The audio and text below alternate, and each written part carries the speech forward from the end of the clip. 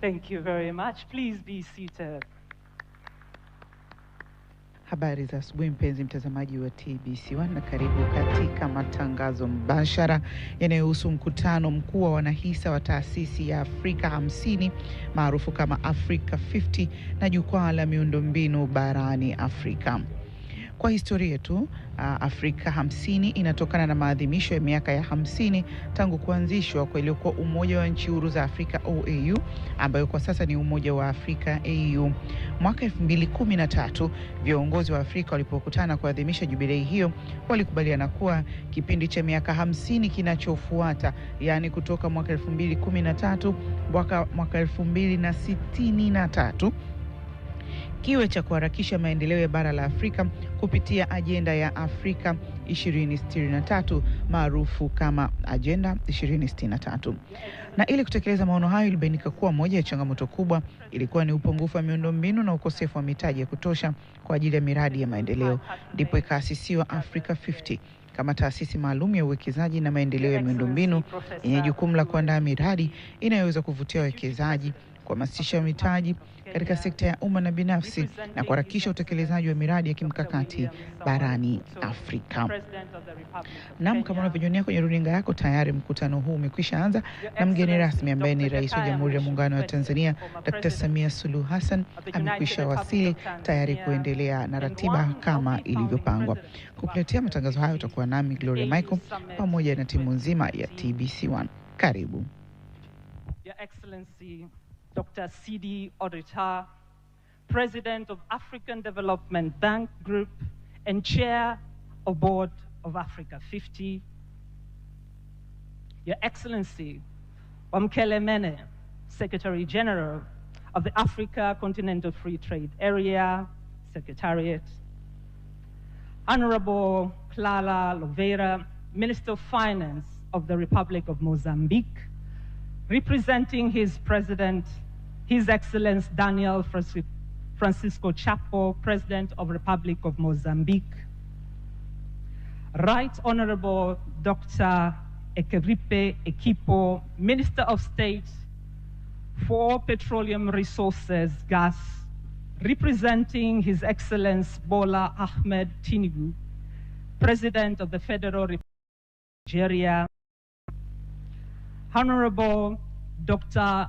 Alhaj Abdurrahman Diouf, Minister of Energy and Petroleum, representing His Excellency Bassirou Diomaye Faye, President of Republic of Senegal. We are equally honored to have Honorable Ambassador Khamis Musa Umar, Minister of Finance, United Republic of Tanzania, and other honorable ministers and deputy ministers here present. Mr. Alain Ebobise, Group Chief Executive Officer of Africa 50, distinguished government officials, members of the diplomatic corps, heads of African financial institutions and international organizations, our esteemed shareholders and board members of Africa 50, members of the private sector, ladies and gentlemen. Karibuni sana. Today, the 5th of August, 2026, and it is our great pleasure to welcome you to Dar es Salaam for the 2026 Intra for Africa Forum and Africa 50 General Shareholders Meeting.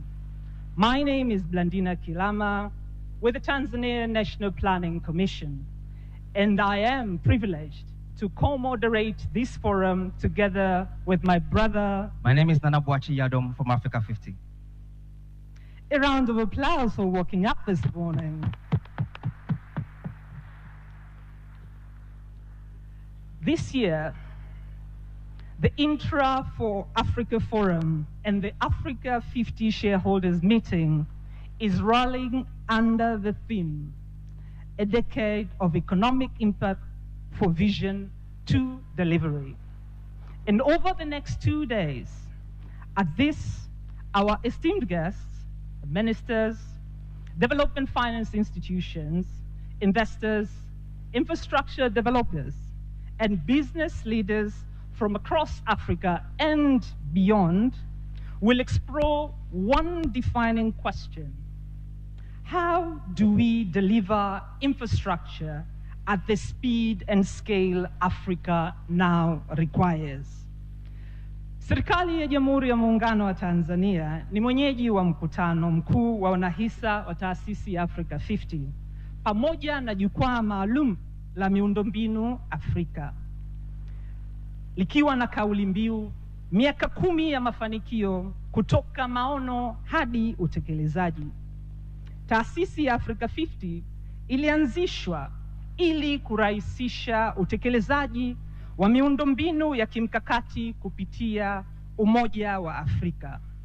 Kwa siku 2, jukwaa hili litakutanisha mawaziri, viongozi wakiwemo wa taasisi za fedha za maendeleo, wawekezaji, waandaaji wa miradi ya miundombinu na vilevile wafanyabiashara kutoka Afrika na ulimwenguni kote, ili kupata jawabu la swali: ni nini kifanyike ili Afrika iweze kujenga na kutekeleza miundombinu kwa kasi na kwa kiwango kinachokidhi mahitaji ya sasa. Indeed, picking up from what you said about doing this with speed and scale, one of the organizations that has been very instrumental in this is Africa50. And over the last 10 years, I've been proud to say that we've been developing, de-risking, and delivering projects that are unlocking economic scale impact across the country. And therefore, Your Excellency, we are really, really honored. And thank you so much for welcoming us to celebrate this very important milestone here in the beautiful city of Dar es Salaam. So to set the stage for the celebration and 2 days of investment into African infrastructure, ladies and gentlemen, please help me welcome Ivy Quake.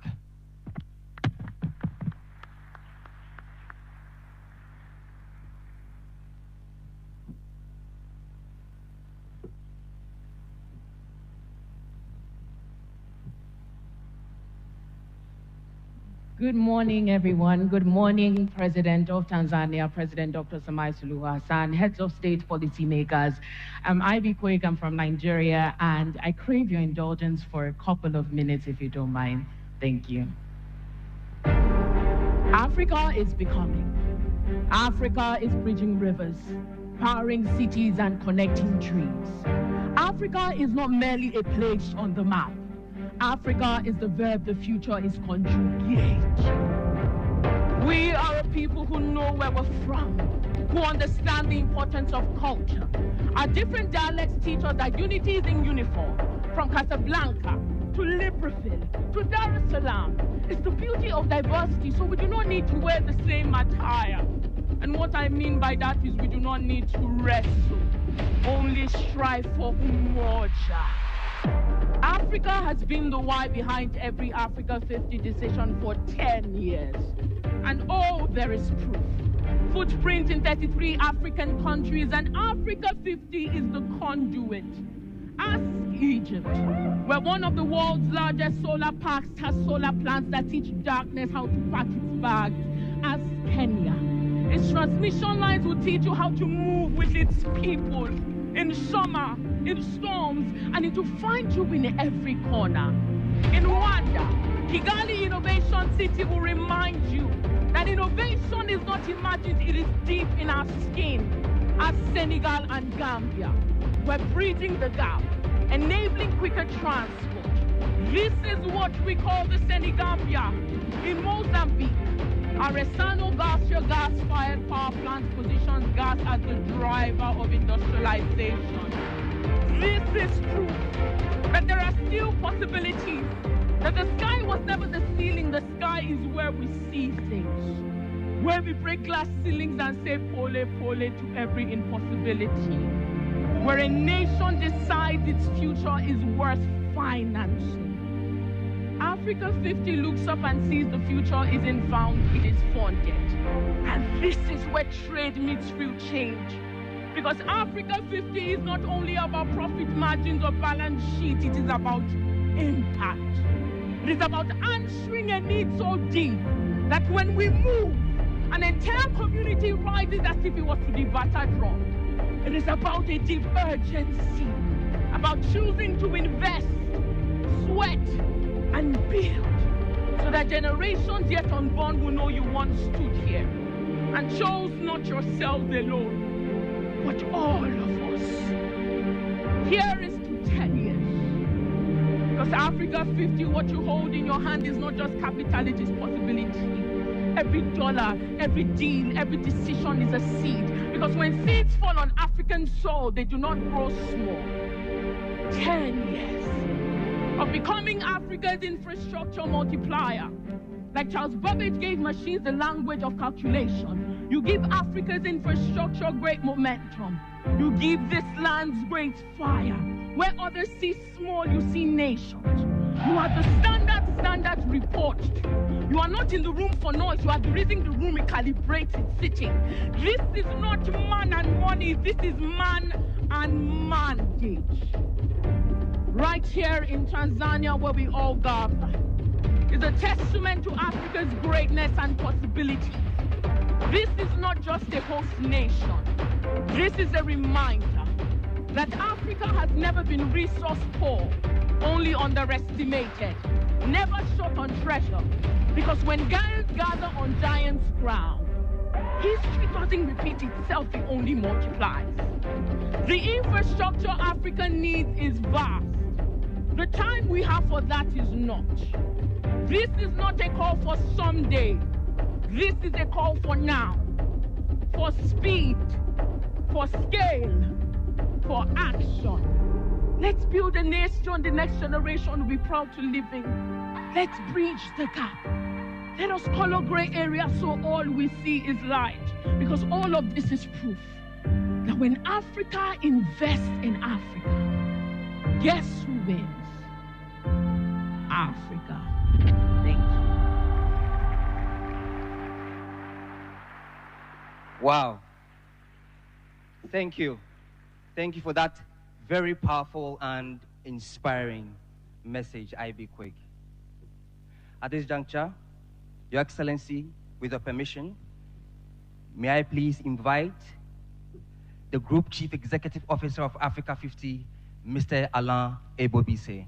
Please let's welcome him with a round of applause.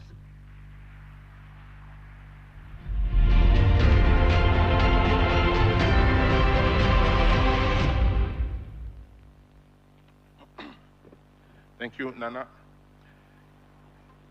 Excellency Dr. Samia Suluhu Hassan, President of the United Republic of Tanzania, under whose high patronage we gather today. Excellency Professor Kithure Kindiki, Deputy President of the Republic of Kenya, representing His Excellency Dr. William Samoei Ruto, President of the Republic of Kenya. Excellency Dr. Jakaya Kikwete, former President of the United Republic of Tanzania, and one of the founding President of Africa 50 in the AU Summit 2013. Excellency Dr. Sidi Oulta, President of the African Development Bank Group and Chair of the Board of Directors of Africa 50. Excellency Wamkele Mele, Secretary General of the African Continental Free Trade Area Secretariat. Honorable Carla Louveira, Minister of Finance of the Republic of Mozambique, representing His Excellency Daniel Francisco Chapo, President of the Republic of Mozambique. Right Honorable Dr. Ekpi Rikpe Ekpo, Minister of State for Petroleum Resources, representing His Excellency Bola Ahmed Tinubu, President of the Federal Republic of Nigeria. Honorable Dr. El-Haj Abdurrahman Diouf, Minister of Energy and Petroleum, representing His Excellency Bassirou Diomaye Faye, President of the Republic of Senegal. Honorable Ambassador Kamis Musa Omar, Minister of Finance of the United Republic of Tanzania, and other honorable ministers and deputy ministers here present, distinguished government officials, members of the Diplomatic Corps, head of African financial institutions and international organizations, our esteemed shareholders and board members of Africa50, members of the private sector, ladies and gentlemen, good morning. Your Excellency, President Samia Suluhu Hassan, on behalf of the entire Africa50 organization, please allow me to express our deep appreciation to you, to your government, and to the great people of the United Republic of Tanzania for the warm welcome extended to us and for your leadership and personal support that has made this gathering possible. As a valued Africa50 shareholder country and a strategic gateway connecting East, Central, and Southern Africa, the United Republic of Tanzania is a fitting place to celebrate the 10th anniversary of Africa50's operations and to chart the course for the decade ahead. It is my honor and my pleasure to welcome you all to the 2026 Infra for Africa Forum, held under the theme, A Decade of Impact from Vision to Delivery. Over the next 2 days, we will address the issues shaping Africa's infrastructure, from energy, security, digital infrastructure to transmission networks, asset recycling, domestic capital mobilization, and regional integration. Together, we will use the Infra for Africa platform to advance partnerships, projects, and investment, and indeed to send a very powerful message to the world that Africa infrastructure offers a very, very compelling investment opportunity. 10 years ago, Africa50 began its operations with the conviction that Africa's infrastructure challenge was not only one of financing, but also one of project preparation, project development, execution, and partnership. Africa50 was created to develop bankable projects, mobilize capital for investment in infrastructure in Africa, and accelerate infrastructure delivery. Today, that founding vision has become a world-class institution delivering impact and financial returns across the continent. Today, Africa50 is recognized globally as a leading infrastructure specialist investor, which has built a quality investment portfolio which is generating meaningful development impact alongside strong financial performance. Indeed, in 10 years of operations, Africa50, we built a platform that has invested in 36 projects across 34 African countries, supporting infrastructure investment with a combined value of more than $9 billion. Today, Africa50 is recognized as a superb investment platform that has pioneered several first-of-their-kind infrastructure transactions across Africa, including developing Africa's first greenfield independent power transmission and the first infrastructure asset recycling transaction on the continent. Today, Africa50 is recognized for putting African capital at the core of its business model.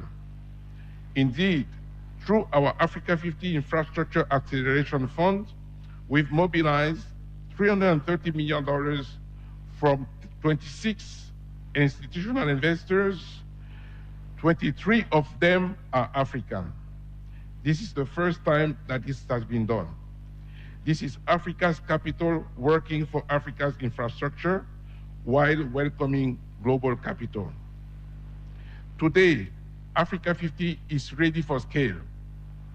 Having successfully built the platform, we are ready to take on the challenge of helping transform the infrastructure vision of our African leaders into actual bankable projects, attracting African and global capital at scale and delivering impact and return. Excellency, Madam President, dear stakeholders, we are ready. We are ready to take on this challenge. Now, Your Excellency, distinguished ladies and gentlemen, as we mark this milestone, I propose to take a moment to pay tribute to our founding shareholders, board members, partners, teams, and all those who helped build Africa50. I would like to recognize 3 key leaders whose vision and commitment were instrumental in the institution creation, development, and positioning for the next phase of growth. Dr. Donald Kaberuka is here in this room.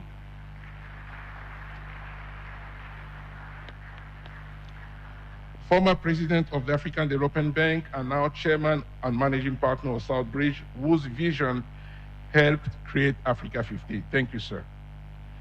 Dr. Akimwumi Adeshina is not here, but he sent a message of support. The immediate past president of the African Development Bank and former chairman of Africa50 Group, who guided Africa50 through an important phase of growth and institutional consolidation. Thank you.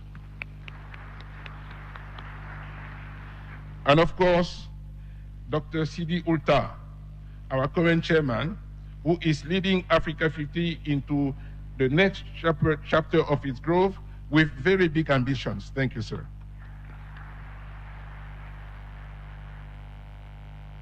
Of course, none of this would have been possible without the steadfast support and leadership of African countries and their leaders, who decided to create an African institution to tackle the continent's major infrastructure challenges.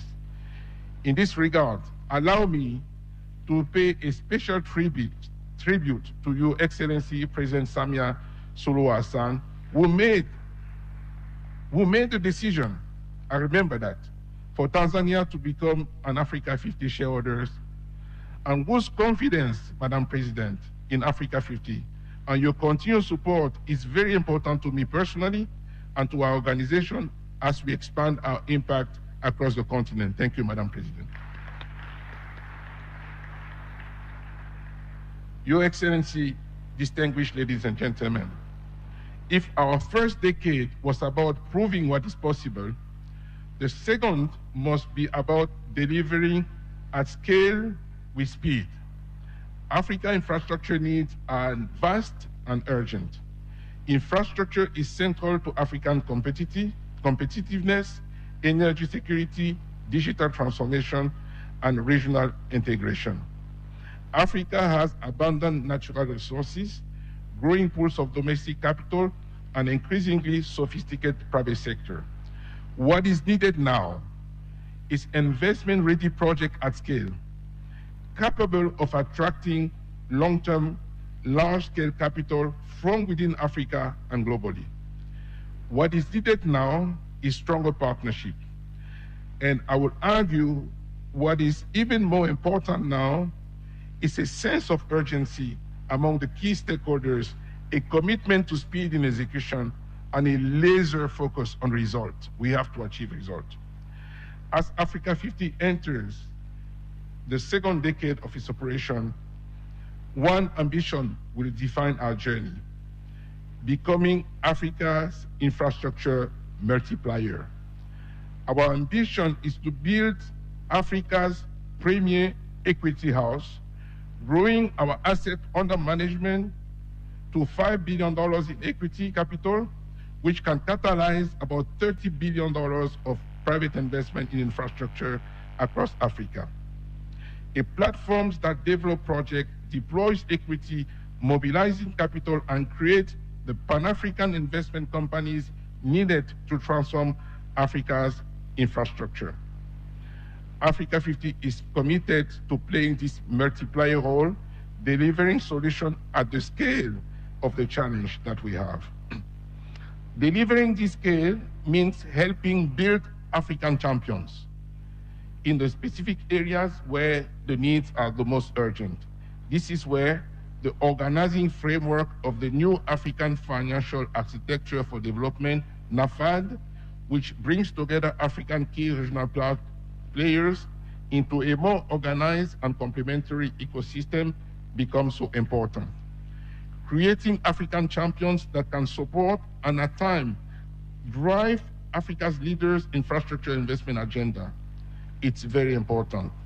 Within this architecture, Africa50 will play its role as the continent's leading equity house and project development champion, bringing our capabilities to bear where they're needed most. Please allow me to conclude, Your Excellency, ladies and gentlemen, with an important initiative aimed at supporting our continent's industrialization ambitions. Achieving our big continental industrialization ambition will require a significant increase in energy supply, with a more prominent role for natural gas as recognized by our partner, the International Energy Agency. I am therefore pleased to announce that, guided by several of our gas-producing shareholder countries and working alongside strategic partner institutions, Africa50 plans to launch a large-scale midstream gas infrastructure investment platform. This platform, we can clap because it's gas. Gas is important for all of us. This platform will unlock Africa's domestic gas resources, expand reliable baseload power, support Africa's industrialization. This platform will provide energy for manufacturing, fertilizer production, mineral beneficiation, digital infrastructure, data centers across the continent. We look forward to partnering with governments and like-minded public and private sector institutions in Africa and globally to ensure that more Africa's gas is harnessed to power Africa's industrialization and fulfill the continent's development ambition.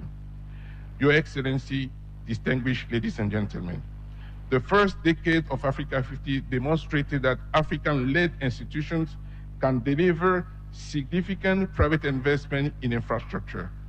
Our next decade will prove that Africa can deliver private investment in infrastructure at the speed and scale its future demands. We know how to do this. Let us make it happen. With your continued support, Africa50 will help change the game, mobilizing African capital, crowding in global investment, and delivering the infrastructure that will power Africa's next generation of growth. The future is bright. Let us build it together. Thank you. I wish us a productive and successful forum. Thank you very much, Mr. Alain Ebobisse, for setting the tone for what will definitely be a productive two-day forum. Your Excellency, distinguished ladies and gentlemen, infrastructure has always been central to Africa's development agenda, and a few institutions have contributed more to advancing that vision than the African Development Bank Group. That mission has entered an important new chapter under the leadership of its president, who we are also honored to be the chairman of Africa50. Ladies and gentlemen, please join me in welcoming Dr. Sidi Uta.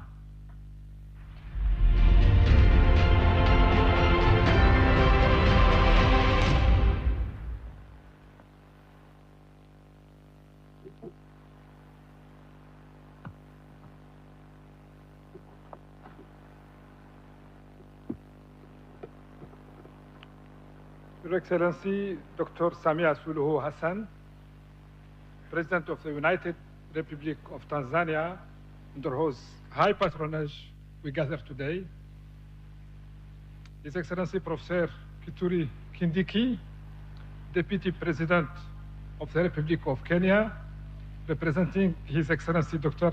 William Ruto, President of the Republic of Kenya,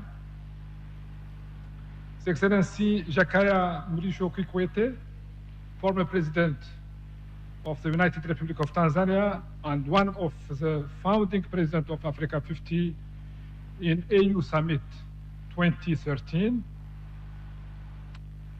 His Excellency Wamkele Mene, Secretary General of the African Continental Free Trade Area Secretariat, Honorable Carla Louveira, Minister of Finance of the Republic of Mozambique, representing His Excellency President Daniel Francisco Chapo, President of the Republic of Mozambique. Right Honorable Dr. Eperkipe Ekpo, Minister of State for Petroleum Resources, representing His Excellency President Bola Ahmed Tinubu, President of the Federal Republic of Nigeria. Honorable Dr. Elaji Abdurrahman Diouf, Minister of Energy and Petroleum, representing His Excellency Bassirou Diomaye Faye, President of the Republic of Senegal. Honorable Ambassador Kamis Musa Omar, Minister of Finance, United Republic of Tanzania, and other honorable ministers and deputy ministers here present. His Excellency Donald Kaberuka, former President of the African Development Bank and the father of Africa50. Mr. Alain Ebobisse, Group Chief Executive Officer of Africa50, distinguished government officials, member of the Diplomatic Corps, Head of African Financial Institutions and International Organizations, esteemed shareholders and board of Africa50, member of the private sector, distinguished guests, ladies and gentlemen. Karibu. It is a great honor to join you here in Dar es Salaam for the opening of the Infra for Africa Forum 2026 and Africa General Shareholders Meeting. Allow me first to express our sincere appreciation to Your Excellency, the President of the United Republic of Tanzania, for graciously hosting us. We are deeply grateful for your leadership and for the warm hospitality extended to delegates from across Africa and beyond.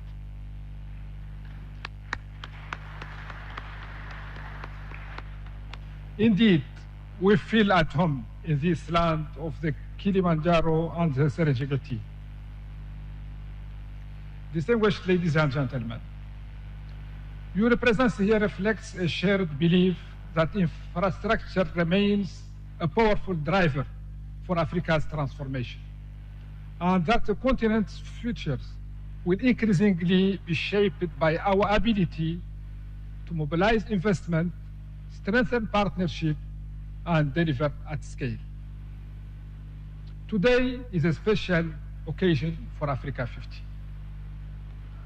This year marks 10 years since Africa50 began as a bold idea founded on the conviction that Africa needed an institution capable of accelerating infrastructure development by connecting capital, expertise, and projects. And so today, permit me to pay tribute to the vision and leadership of Dr. Donald Kaberuka, during whose tenure as President of the African Development Bank, the vision was birthed.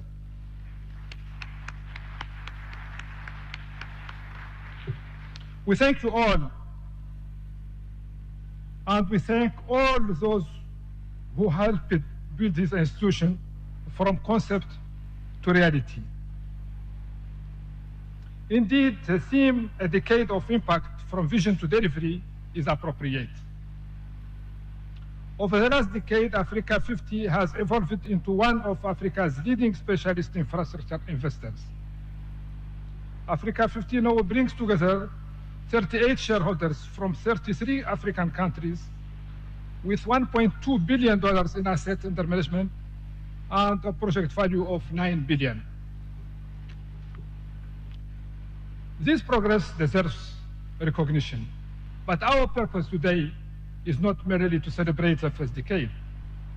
It is to define the second decade. The first decade proved that African institutions can develop projects, mobilize investment, and deliver infrastructure. The second decade must be about scaling what works, and accelerating the transformation of the continent. The global landscape is changing.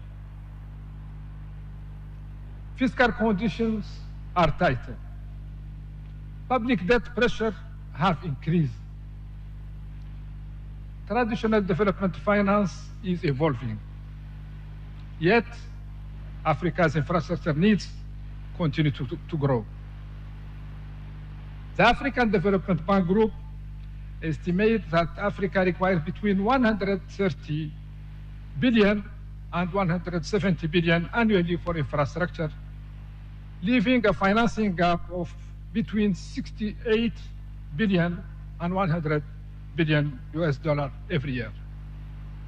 Closing that gap will require more than external capital. It will require Africa to mobilize its own resources more effectively. Africa possesses an estimated 4 trillion in domestic institutional capital through pension funds, sovereign wealth funds, and insurance companies. Yet only a small share is invested in infrastructure. This is why the new African Financial Architecture for Development, NAFAD, matters. Its purpose is straightforward: to connect African saving to African transformation. This is not a slogan. It is a system, a platform. It is a new way of financing development at scale. Financing is not only also about availability, it is also about cost. Too often, perceptions of African risk continue to inflate borrowing costs and discourage investment in the continent. Infrastructure projects across the continent have repeatedly demonstrated resilience and strong repayment performance.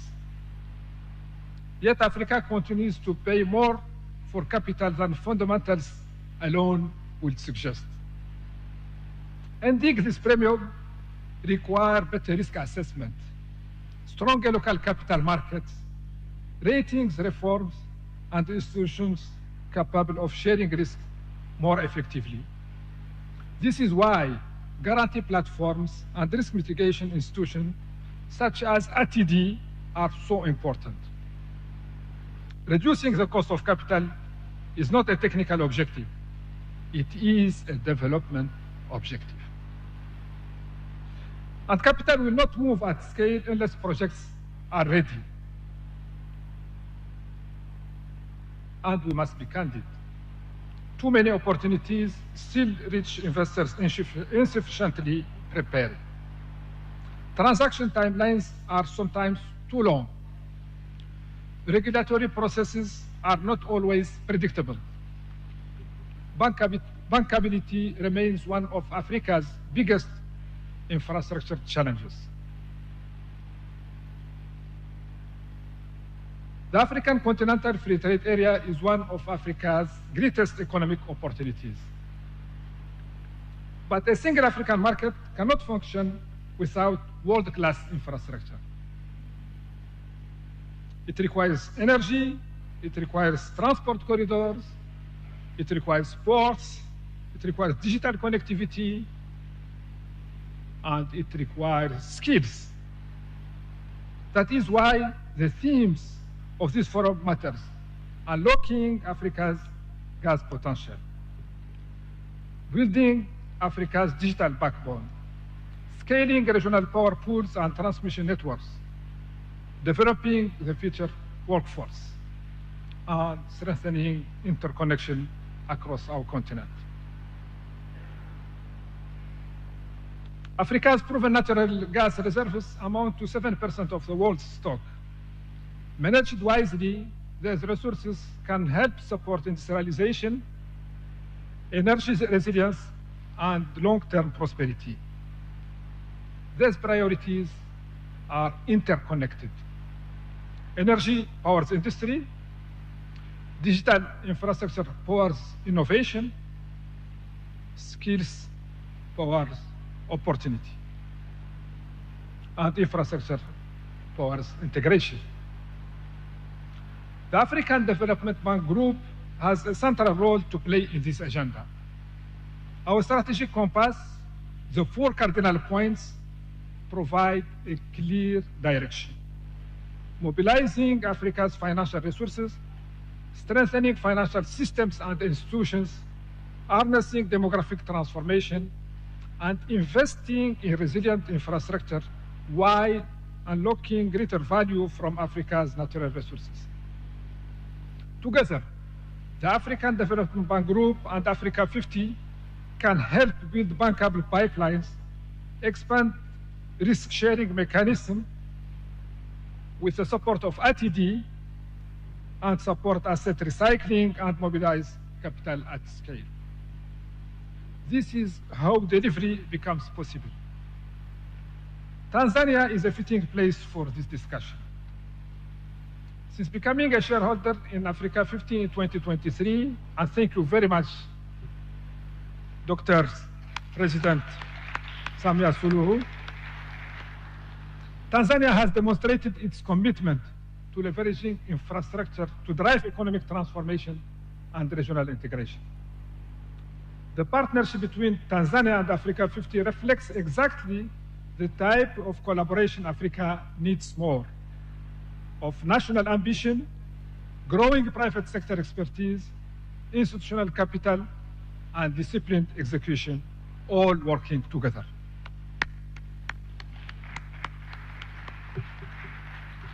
Ladies and gentlemen, the discussion we began today will culminate in the great debate where we will confront some of the most important questions facing our continent. How will Africa finance infrastructure at scale? How will we build a new financing architecture? And how we will ensure that Africa's next decade is measured not by promises made, but by results achieved. Let us leave Dar es Salaam with more than shared ambition. Let us live with stronger partnership, clearer investment opportunities, and practical pathways to move projects forward. The true measure of success will be the investment mobilized, the project advanced, and the infrastructure delivered long after this forum concludes. Africa has the resources, Africa has the institutions, Africa has the talent and the entrepreneurial ambition. What is required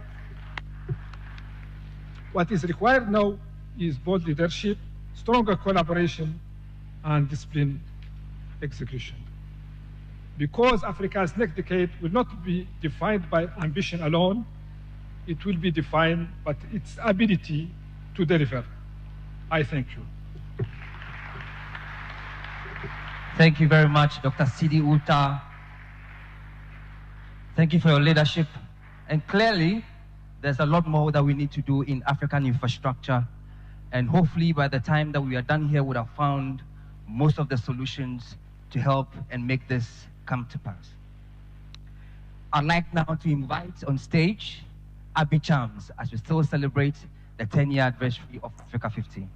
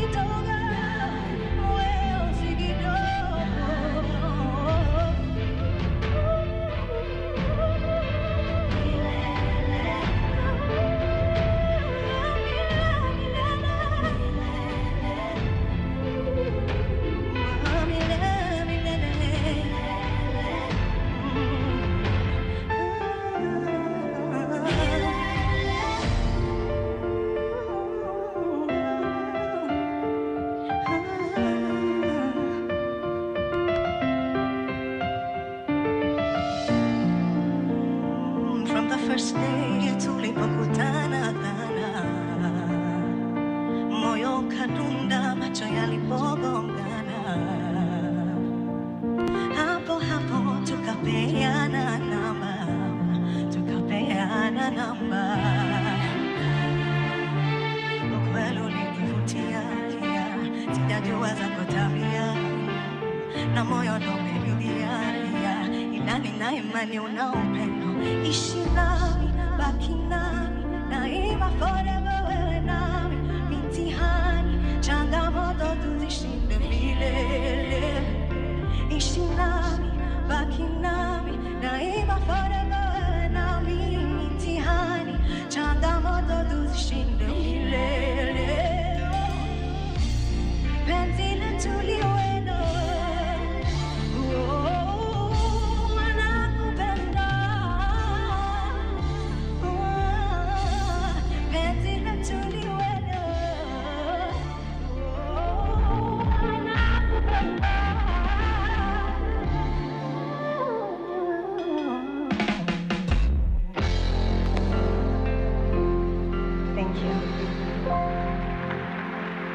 Asante sana, Abby Chams. Ladies and gentlemen, Abby Chams, please another round of applause.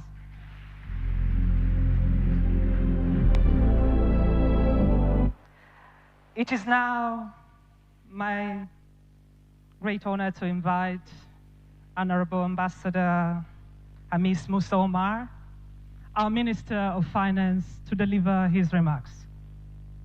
Minister of Finance, got it.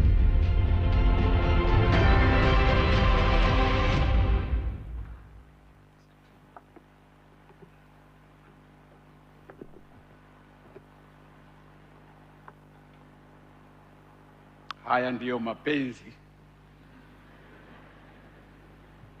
mapenzi ya miundombinu, bandari, barabara, viwanja vya ndege, mapenzi ya nchi zetu Tanzania, mapenzi ya bara letu Afrika. Jamhuri ya Muungano wa Tanzania, kazi na utu.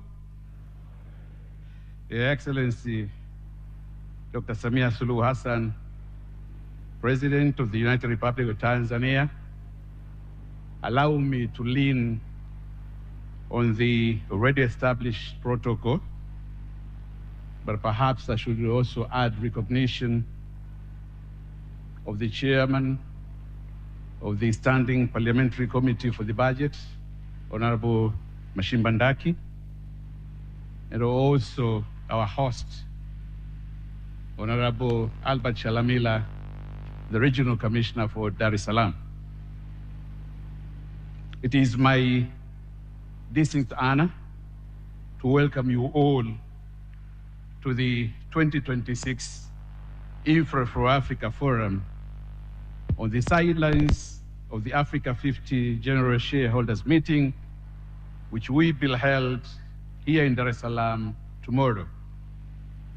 Your Excellency, with your permission, and on behalf of the Ministry of Tanzania's Ministry of Finance, and on my capacity as the host governor of Africa50, representing the United Republic of Tanzania, allow me to extend my warmest greetings to all the delegates who have traveled across Africa and beyond to participate in this important continental gathering. Their participation in these fora reflects our shared commitment to accelerating Africa's infrastructure transformation and strengthening partnerships that will shape the continent's future. I would also like to express our sincere appreciation to Africa50 for selecting Tanzania to host this year's General Shareholders Meeting and Infra for Africa Forum, particularly as the institution marks its 10th anniversary. We regard this decision not only as an honor, but also as a strong vote of confidence in Tanzania and in our collective vision of an integrated, connected, and prosperous Africa. Ladies and gentlemen, over the past decade, Africa50 has lived to the expectations and distinguished itself as one of Africa's foremost infrastructure investment institutions.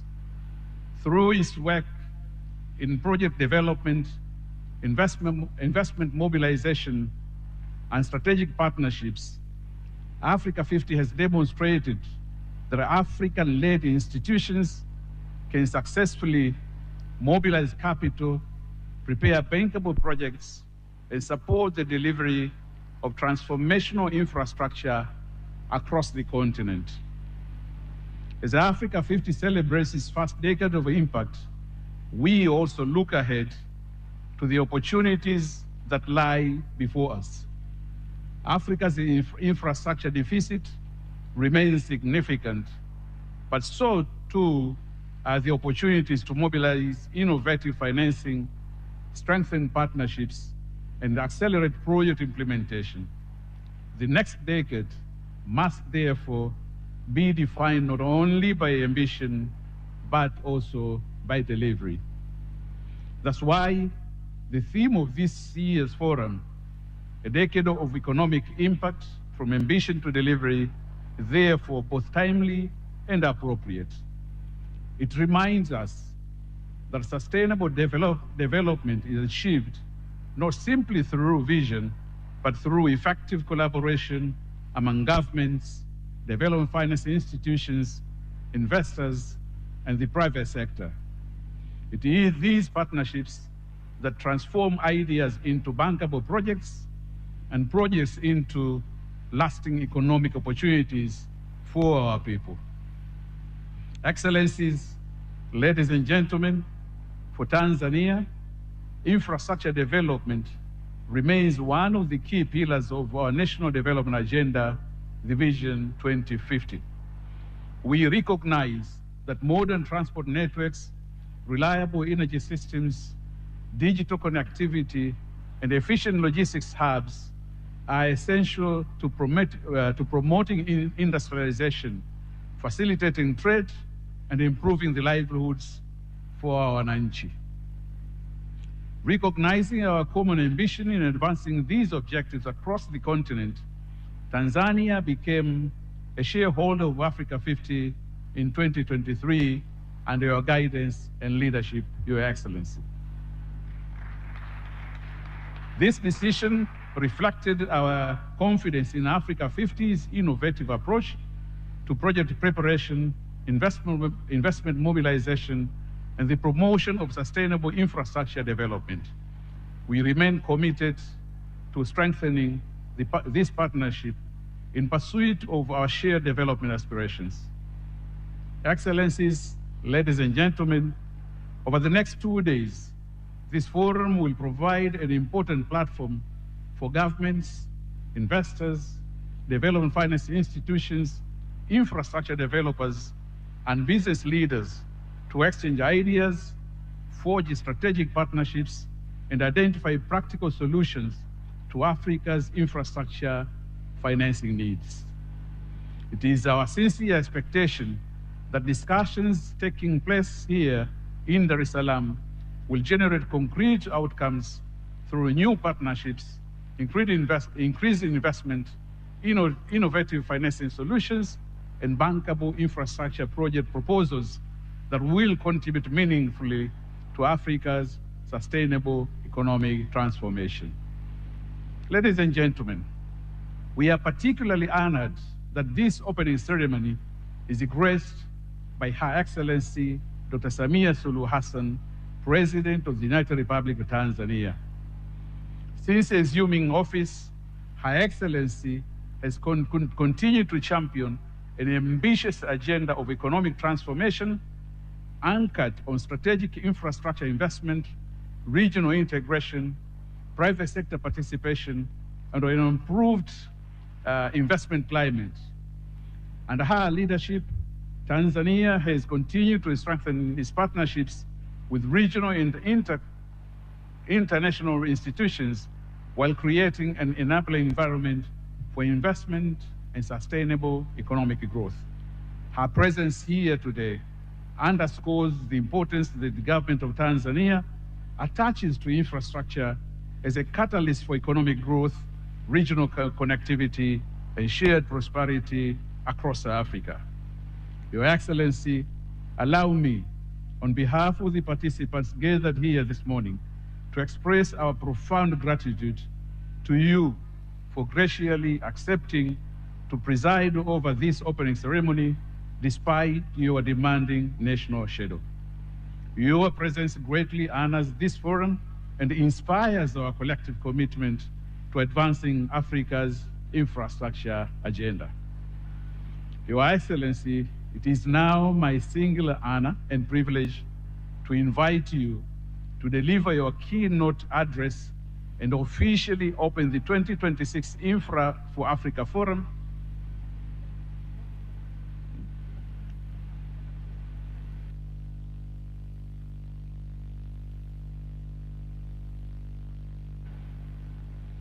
I'm reminded that we can always make more adjustments on our programs. So, Your Excellency, it looks like we have one more item before we invite you. So, with your permission, please allow our MSCs to continue with the program. So please, take the floor. Perhaps I thank you very much. Thank you very much, Minister for Finance, Ambassador Amis Musa Omar. After those great remarks, we will now move on, Your Excellency, with your permission, to a high-level dialogue. And in this particular dialogue, we are striving to highlight matters related to natural gas, in particular, the choices required to turn gas into financiable projects. And of course, also, we would also like to learn how we can have measurable domestic economic value. And to lead us in this dialogue, Your Excellency, allow me to call on the stage, first, His Excellency Wamkele Mene, Secretary General of the Africa Continental Free Trade Area. Please take your seat. Yes, from there. Thank you. Then we have Honorable Carla Louveira, Minister of Finance of the Republic of Mozambique.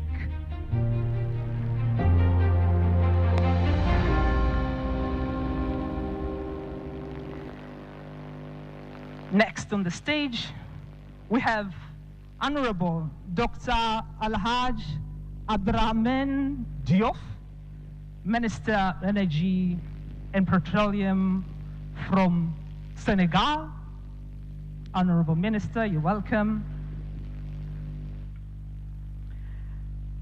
Then from home, we have Honorable Degracias John Dejembe, Minister for Energy. Please take the stage. And last but not least, Your Excellency, we have Right Honorable Dr.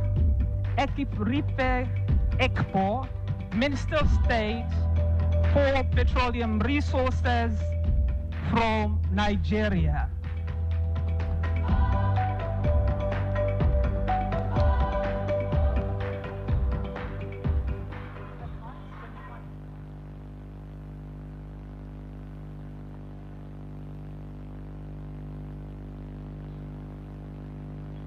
Okay. And I will start with her. The honor is all ours to have Carla from Mozambique, and she has informed me she will speak in English. Coming from Mozambique, you have vast resources. And I'm sure the audience in the room, when I introduced this high-level panel, I highlighted we will focus on natural resources. It will be good for you to highlight how should other gas-producing countries balance export revenue with reliable supply of domestic power and industry needs. Welcome. Thank you. I would like to start, first of all, on behalf of the President of the Republic of Mozambique, Daniel Francisco Chapo, by congratulating Her Excellencies Dr. Samia Suluhu Hassan, the President of the Republic United of Tanzania, for convening this very important forum and also for inviting Mozambique to attend this forum, which I would like to thank you. We have starting by saying that we are here, gathered here, at a decisive moment for the future of our continent as Africa seeks to achieve universal access to electricity, accelerate its industrialization, strengthen its competitiveness, and secure prosperity for present and future generations. And we would like to also start by highlighting the theme gathering for all of us in this particular forum, which is very relevant since decades. Africa is being recognized for its abundance of natural resource. Nevertheless, these resources have often been exported in their raw material, while the continent has continued to import high-value manufactured goods at considerable costs. And today, we have to inform that Africa accounts for only with 1.6% of industrial goods traded at global markets. And this pattern must to change. It's why we believe this forum is very important, since the true wealth of our resource lies not only in their extraction, but above all, in our capacity to add value, to create also jobs, develop skills, drive innovation, and achieve the structural transformation of our economy. Regarding the question particularly addressed to Mozambique, it is important to say that Mozambique energy sector, with its vast potential in renewable energy, natural gas, and critical minerals, represent one of the Mozambique's greatest opportunities available to accelerate industrialization. And what we did was to achieve three main objectives. The first of them is to find the right vision for Mozambique. The second is find the right finance source, blending finance. And the third, find the right mechanism of accountability, transparency, and based on that, we create our sovereign wealth fund. It is how we base all our process. On the vision, we must to say that was approved a master plan for electricity that covered the period of 2028-2045, and this plan is a very robust one, which identifies least cost priorities for generation, transmission, and distribution, including regional integration and energy exports to neighbor countries. But we also have an additional strategy, which is the strategy of transition energy strategy, which was approved in 2023. And this strategy recognized the natural gas as an essential transition fuel capable of supporting economic development and industrialization while enabling the rapid expansion of renewable energy.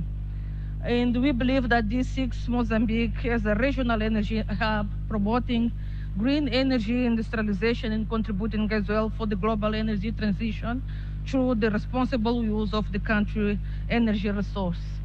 We can see that based on this strategy was also defined the 4 pillars that we have to follow in order to ensure the green energy strategy and green energy transition that is based on development of modern energy system based on renewable energy, the green industrialization, the promotion of universal access of electricity by 2030, covering 100% of Mozambicans' population, and the last but not least, the promotion of low emissions mobility, which cover the electric mobility, the natural gas for vehicles, and biofuels. This is how the landscape is being designed. We also have on the line on the finance side, which is a blended finance comprising the bilateral, multilateral development partners, development agencies, the risk management entities as well, all are part of this process of finance the energy sector in Mozambique. And we believe this is the right mechanism that we can put all together in order to push the development of the industrialization financed by the LNG sector.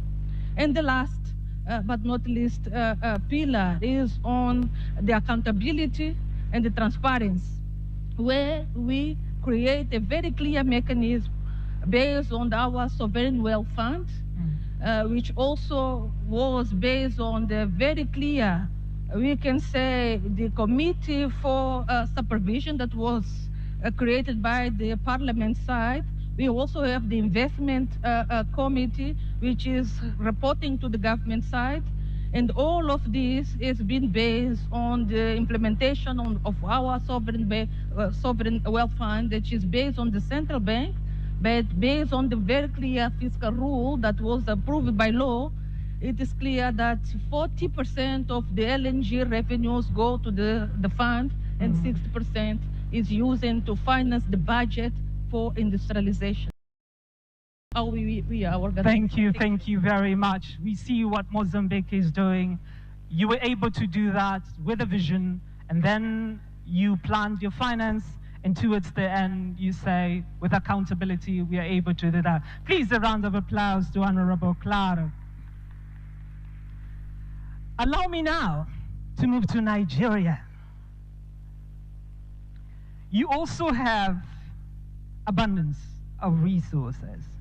And the question I would like you to answer, your Right Honorable, is what are the lessons that we need to learn from the past with regards to exporting commodities at the expense of beneficiation and developing local value chain?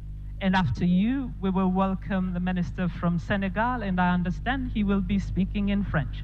Right Honorable, welcome. Thank you very much. I bring warm greetings from the President of the Federal Republic of Nigeria to Her Excellency Dr. Samia Hassan, the President of this great country. I recognize the CEO Africa50 and the working committee for what they are doing to convene this meeting here. And my co-panelists, it is important that African leaders have woken up to the responsibility of the day to address our challenges. When you go out everywhere, they talk about energy poverty in Africa, because for the past number of years, we've been exporting our crude.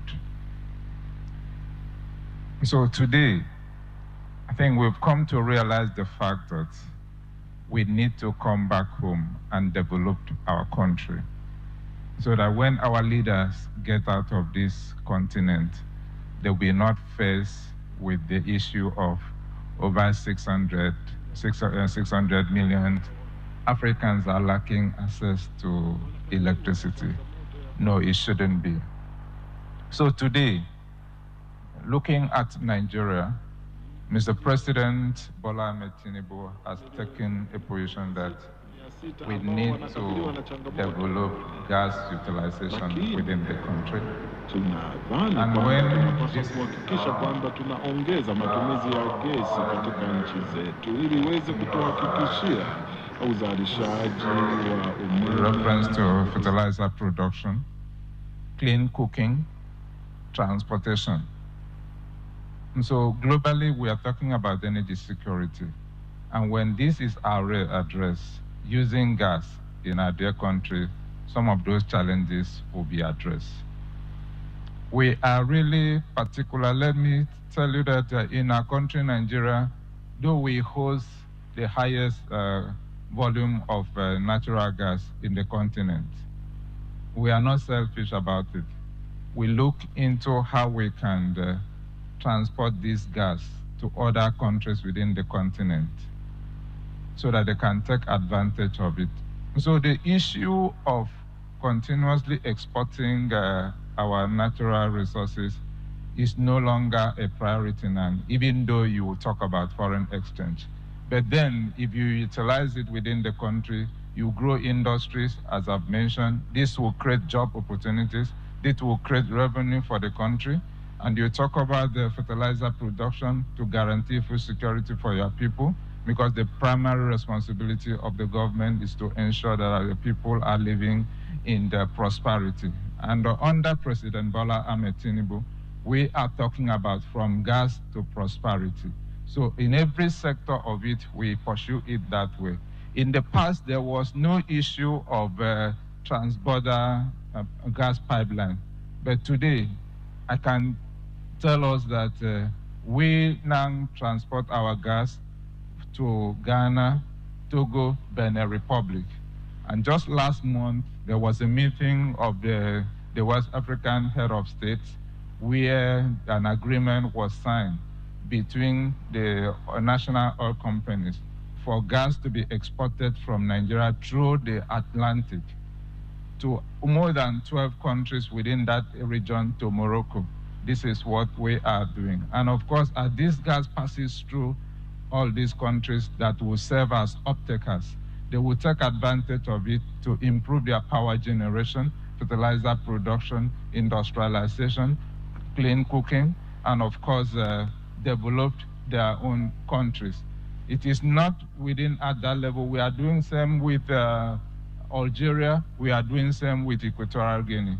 So the time has passed for us to continue to talk about exporting our natural resources. Rather, we use it and develop our continent for the good of our continent. Thank you very much. Thank you very much, Right Honorable, for the initiatives that are ongoing in Nigeria. And especially, I like the mantra, from gas to prosperity, and you include all the way other nations in the West Africa, all the way to the north. Next up, you will be speaking in French, so I'm going to ask you to get your translation gadgets. Kindly assist my panelists also. We are happy to have Honorable Dr. El Haj Abdurrahman Diop, the Minister of Energy and Petroleum from Senegal. And the question I have for you, how do we think about developing cross-border, and I'm just taking it over from Nigeria, right? Cross-border pipelines to indeed drive gas trade and export internally and across the continent. Welcome. Okay, thank you very much. It is a great honor for us to be here, and I would like to thank you for the invitation. I am switching in French, with your permission. C'est vraiment un grand honneur pour nous de venir ici en Tanzanie représenter le président du Sénégal, Bassirou Diomaye Diakhar Faye, Son Excellence Madame Samia Hassan. Je voudrais vous transmettre les salutations fraternelles du président Bassirou Diomaye Faye, qui avait voulu être ici personnellement pour répondre à votre invitation. Et c'est un conflit d'agenda qui a fait qu'il ne peut pas être ici aujourd'hui. Alors, par rapport à votre question, le Sénégal est un pays qui est devenu gazier très récemment. Nous avons eu notre first gaz en janvier 2025, donc c'est très récent. Mais ce qui est intéressant par rapport à votre connexion, à votre question sur l'interconnexion, c'est que nous avons un projet inédit en termes de montage. Nous avons le projet qu'on appelle le Grand Tortue Ahmeyim, GTA, que nous avons avec nos voisins de la Mauritanie. C'est l'occasion d'ailleurs de féliciter encore le président Sidi ici présent. Donc c'est un projet inédit parce que nous avons du gaz des deux côtés. Et là où ailleurs il y a eu des difficultés de partage, nos deux pays frères européens ont des chances d'exploiter ce jugement entre. Donc du coup, il n'y a pas de conflit, il y a vraiment des bases qui sont lancées avec les opérateurs, mais globalement c'est un projet qui se passe bien. Mais globalement, en termes d'énergie et d'électrification au Sénégal, nous avons pratiquement les mêmes problèmes que les autres pays africains. Chaque année, nous augmentons la production, mais chaque année, notre population augmente, les besoins augmentent, et nous ne parvenons pas à nous sortir en termes d'industrialisation ou tout simplement en termes d'accès universel. Par exemple, aujourd'hui, l'ensemble des 19 millions de Sénégalais n'ont pas tous accès à l'énergie et au gaz. Et nous avons deux chiffres clés que je voudrais partager ici. Le premier chiffre, c'est que nous avons 6471 localités à l'intérieur du Sénégal qui n'ont pas encore accès à l'université, à l'électricité. Kwa hiyo ili kuweza kusaidia maeneo haya tunahitaji bilioni 400 ambayo ni sawa na dola milioni 400. Kwa hiyo usambazaji wa umeme kuhusiana na gesi, Senegali inahitaji fedha za kutosha ili kuhakikisha kwamba kuna upatikanaji wa gesi, na kwa kweli hii ni changamoto ya kibajeti. Kwa hiyo tunahitaji kuhakikisha kwamba ili kutatua hili tunajenga ubia na sekta binafsi ambayo inaweza kuleta fedha zitakazosaidia katika maeneo yenye upungufu. Ninachokisema kwamba je suis ancien ministre de l'enseignement supérieur, donc ça me poursuit encore. Et dans ces zones-là où on n'a pas accès à l'électricité, il n'y a que l'État qui peut faire des investissements qui ne sont pas rentables. Le privé ne va pas aller dans des zones qui ne sont pas rentables pour faire des investissements. C'est pour ça que nous devons trouver un équilibre entre le financement public et le financement privé pour pouvoir avoir accès à l'universel. Maintenant, pour terminer sur les questions d'interconnexion, non seulement nous avons l'exemple avec la Mauritanie, mais nous avons l'exemple de l'organisation de la mise en valeur du fleuve Sénégal et l'organisation de la mise en valeur du fleuve Gambie.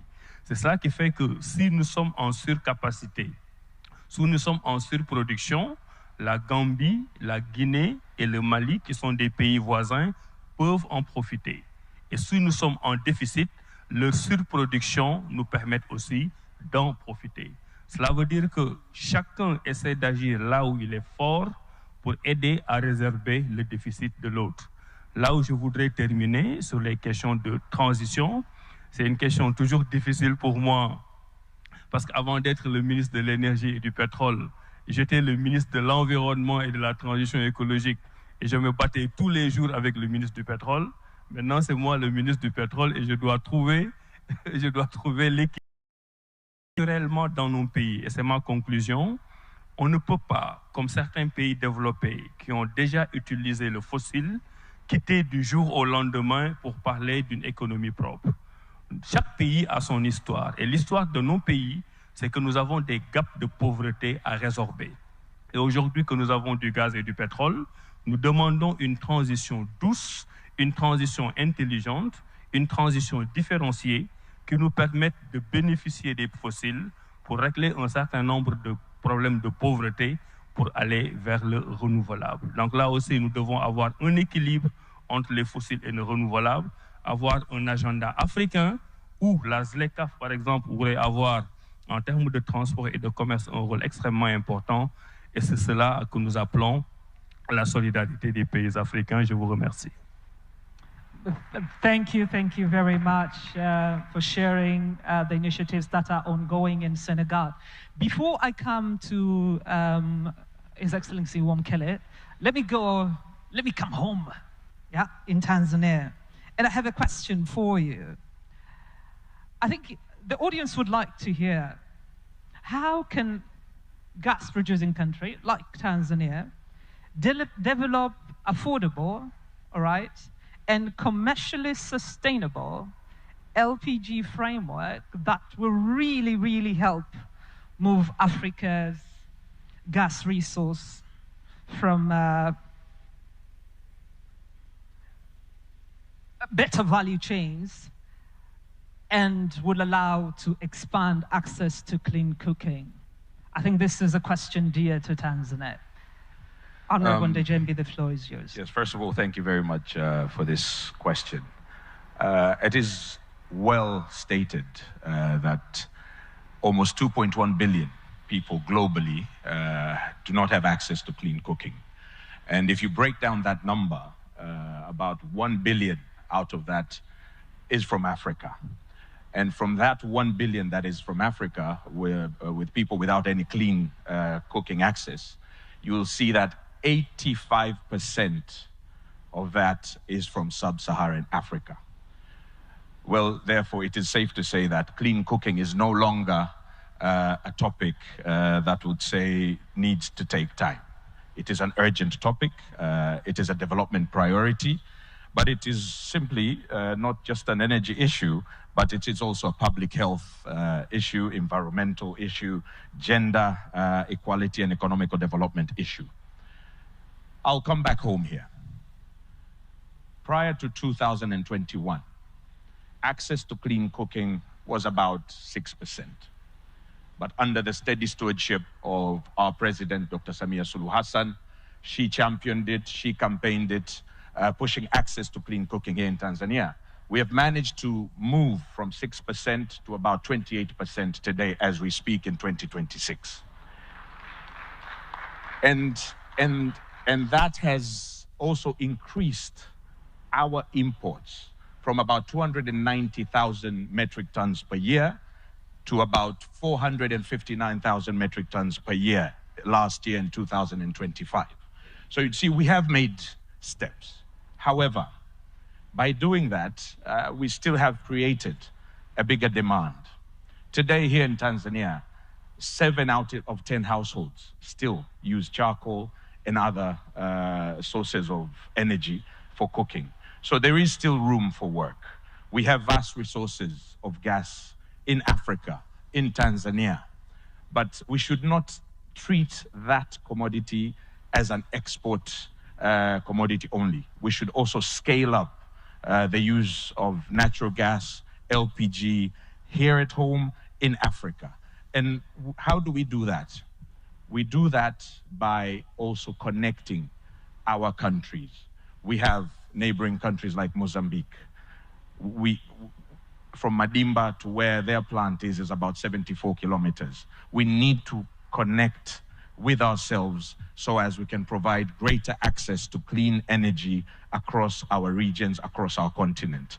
We can have pipelines from Tanzania to Kenya, pipelines from Tanzania to Uganda, to Congo, and so forth. That will give us access to clean energy for our people and scale up access to LPG and CNG. But looking at the International Energy Agency, it estimates that under policy settings, around 75% of global population could still have access to clean cooking by the year 2030. But that needs political will. It needs an inclusion from the public sector, the private sector, and all other major stakeholders to help us achieve this. Thank you very much. Thank you very much, Honorable Minister. And I'm looking at His Excellency Wamkele. In one way or the other, when we're speaking about vision, she highlighted finance. When we moved ahead and he spoke of universal coverage in Senegal, we're speaking about finance. Again, in Nigeria, when we're thinking about really utilizing the gas in the country and reaching out from gas to prosperity, we're talking finance. And last but not least, when we're listening to having access to clean cooking resource here in Tanzania, wanting to reach more, we mean finance. And you come from the Africa Continental Free Trade Area. A question for you, and I'm sure the audience would like to hear. How can you actually help Africa advance some of bigger projects? Because there is the appetite for that. And in particular, not only in gas, but then think about supplying clients regionally, okay, but also marking the use beyond the endowments that we've had. And also importantly, have, like what we had from Nigeria, both energy security and also like what we had from Tanzania, also contribute to cleaner cooking. Please, I'm sure the audience would like to hear that view from you. Thank you very much. First, let me appreciate our leaders that are here. Mama, Her Excellency, President Samia Suluhu Hassan, Vice President Kindiki, Kenya, former President Kikwete, ministers. It is really a pleasure for me to be back in Dar es Salaam. The remarks that the president of the bank made and that the CEO made are absolutely relevant in terms of us having to mobilize our own capital.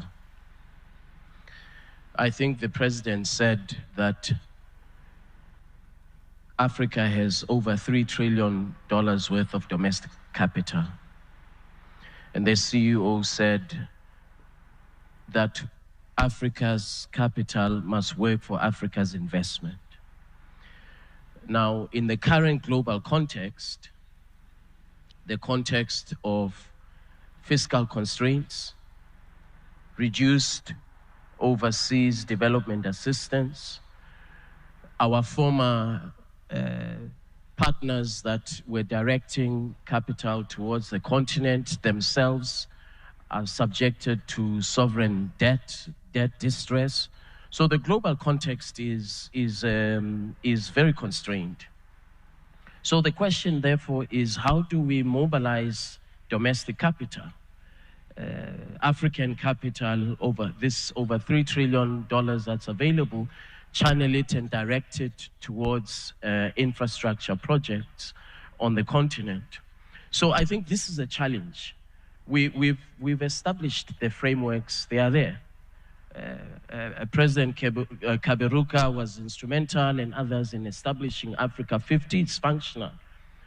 Over $9 billion worth of investments in infrastructure since its establishment. I believe the next challenge is how do we mobilize the domestic capital that we have? Of course, those partners that are willing to partner with us from outside of the continent, I'm sure they are most welcome. So today's discussion is very timely.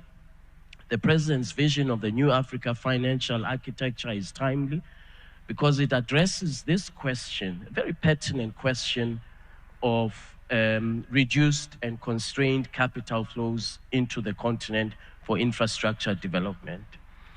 The role of the AFCFTA is very simple. It is to enable scaling of infrastructure investments.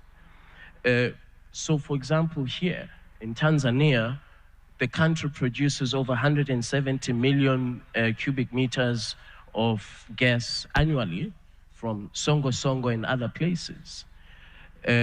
We've heard Mozambique producing gas.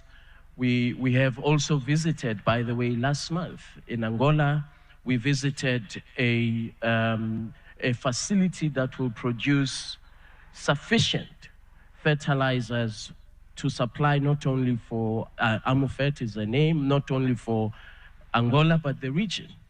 However, with all of this investment and the capital that it will be directed to scaling, if we don't have harmonized rules for the exports of these fertilizers to happen, or the export of the gas to happen, we will not achieve our objectives. And so this is the first way in which we can contribute to the development of infrastructure in Africa, enabling the scaling of these projects. Second, by deploying harmonized trade rules, trade policy, to enable trade amongst countries. If you have a domestic supply of energy and you are able to export, that will happen on the basis of the trade rules. A market of 1.4 billion people with a combined GDP of $3.4 trillion is a very significant market, domestic market. But we have got to overcome the fragmentation that has happened for many years by creating a single market. And so the infrastructure projects that we see, and by the way, you know, my neighbor mentioned the productive capacity between Senegal, the Gambia, and Mauritania, and the connectivity in terms of production capacity, the Honorable Minister. I drove from the Gambia, Banjul, to Dakar. And there is a bridge, Senegambia Bridge, which was financed by Africa50, completely transformed the trade ecosystem of the two countries, particularly the neighboring cities, smallholder farmers, informal traders. That infrastructure investment not only reduced the cost of trade, the cost of doing business, But it also addressed this issue of inclusivity, where we have now smallholder farmers that are active participants of driving the economic ecosystem of that region. So we have examples where infrastructure development does indeed have a direct impact on people's lives, including the matters that the Honorable Minister of Tanzania raised on clean cooking. And I want to congratulate Mama for her leadership, because she raised this matter in the African Union. It is now one of the projects of the African Union that the entire continent is focusing on through her leadership. And we were here last year for the Clean Cooking Summit that Mama hosted with AFDB. So for us, our role is very simple. Deploy the trade rules to enable scaling of infrastructure investment, create the investor confidence by applying the rules, deploy the trade policy instruments to enable the investments and the production at domestic level to be exported outside of the country that has access capacity. Thank you very much. Please, a round of applause to Wamkele. Thank you, Your Excellency. Now, 1 minute or less, preferably. I would like to hear from this high-level panel, by 2030, it's not very far, but it would be good to let the audience know, what is that one measurable outcome that would really demonstrate that we do have a gas strategy and we will really deliver that? I know most of you touched on it in one way or the other. One sentence. If you have that one sentence, that would be good. If you don't, it's also okay. And I will start all the way from Nigeria, come to Tanzania, Senegal, and I will finish with Mozambique. Karim. Thank you very much once again, Your Excellency, distinguished ladies and gentlemen. It's fantastic, and from what my brother from Tanzania mentioned, LPG. In Nigeria, under the directive of Mr. President Bola Ahmed Tinubu, we are to move 5 million homes from utilization of charcoal and all those heavy emission sources to clean cooking by 2030. And we are on track on that. So currently, we are moving around from state to state to ensure we encourage the homes with every state 27,000 cylinders of LPG filled, and we have promised to do that for 6 times. This is how to move them. It's not for rich homes, but for the poor homes, the less privileged, to move them from and using all those heavy emission sources in their own cooking to protect public health. Thank you very much. Thank you very much. That's a big point. Thank you. A big campaign around clean cooking in Nigeria. Yes, United Republic of Tanzania. Welcome. Thank you. If there's one thing, it's that as Africans, we should not work in silos. We should collaborate. We should form infrastructure projects that are bankable, scalable, and that provide access to one another as a continent. Thank you. Thank you very much. Senegal. Nous avons un grand problème d'équité territoriale avec l'électrification rurale. Je disais qu'on a un grand problème d'équité territoriale avec l'électrification rurale. Parce qu'on parle beaucoup de gaz to power, de gaz to industrie, les questions de l'énergie de façon générale, mais nous oublions toujours qu'il y a une population très travailleuse qui n'est pas dans les grandes villes, qui est loin de ces questions de développement et qu'on doit aussi aider à se développer. Et le dernier point, c'est que puisque nous sommes en train d'exploiter notre gaz, nous voyons qu'il y a un problème économique de différence de vue entre les majors, les opérateurs et nous. Tous les majors veulent exploiter notre gaz, faire du GNL et aller à l'exportation. Alors que notre véritable besoin, c'est d'avoir le gaz domestique pour la gestion de nos propres besoins. Et ça, heureusement, le Sénégal et la Mauritanie l'ont très bien compris dans le cadre du programme GTA, et nous travaillons tous les jours à essayer d'avoir nos ambitions communes prises en charge par ces opérateurs. Je vous remercie. Thank you very much. And I move to Wamkele, please. Well, thank you again. Well, I would say that let's set ourselves a target by 2035 of this in excess of $3 trillion of domestic capital that is in Africa. How much of that can we mobilize to direct towards our own infrastructure development? Given the current global context that I mentioned in the previous segment, let's set ourselves a target. Development finance institutions, our commercial banks, the African Union, as well as governments, how much of that should we mobilize, unleash, and deploy towards scalable investment infrastructure projects that will be cross-border, whether it is trade corridors, ports that service more than one country, road networks that connect markets. I believe that it is achievable. Thank you. Thank you very much. Important to set the target. Yes, Honorable Kala.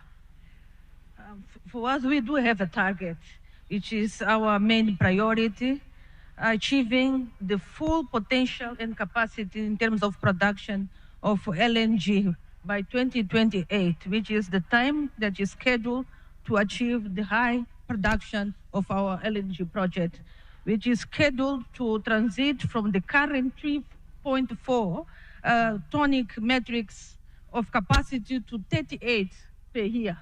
So this is our main priorities to achieve what we have already defined in our strategy. And the commitments that the government is already designed is to ensure the right environment and sustainability of LNG project. It means to achieve the legal stability and also a safe environment for the companies to operate in the country. Thank you. A very, very important point. Safety of the company, but importantly, you will complete the LNG by then. Really, please join me in thanking the members of the panel. As you've heard since morning, we are here for 2 days. So this was just a glimpse of what you will be hearing for the next 2 days. Please, members of the panel, let us all rise and take our seats. Thank you.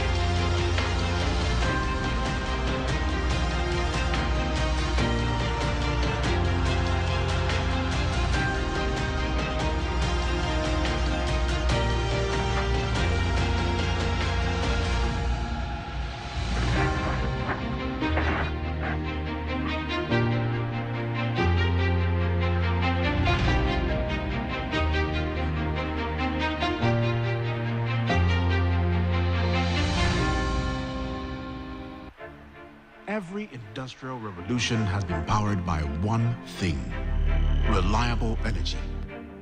Around the world, natural gas has fueled industries, powered factories, and transformed economies. Today, Africa faces a dual energy challenge: closing the access gap and powering industrial growth. Africa has the resources to industrialize, but needs the energy infrastructure. More than 600 million people lack access to electricity, and nearly 1 billion lack clean cooking. Reliable, affordable energy is essential for farms, factories, mines, logistics hubs, data centers, and industrial corridors. Unlocking this potential requires the missing link: midstream infrastructure. Africa 50 is building that bridge, developing, de-risking, and financing the pipelines, processing hubs, and storage networks that connect gas fields directly to domestic industry. This is how Africa moves beyond exporting raw materials. By expanding midstream capacity, we turn gas corridors into industrial hubs, creating jobs, boosting trade, and securing the continent's energy future. The bridge between gas resources and industrial growth requires the right partner. Africa 50, your trusted partner in gas infrastructure.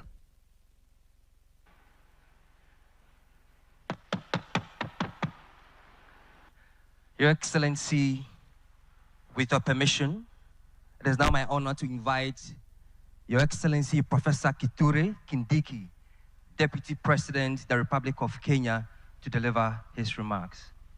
Please, let's welcome him.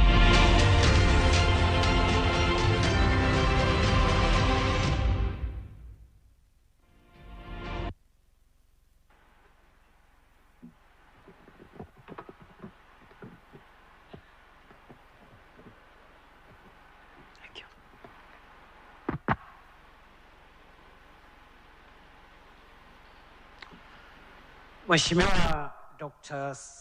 Samia Suluhu Hassan, Rais wa Muungano wa Jamhuri ya Muungano wa Tanzania, Excellencies President, Rais mstaafu Jakaya Kikwete, ndugu zangu wa Tanzania, na wasalimu hamjamboni, wengine shikamoo.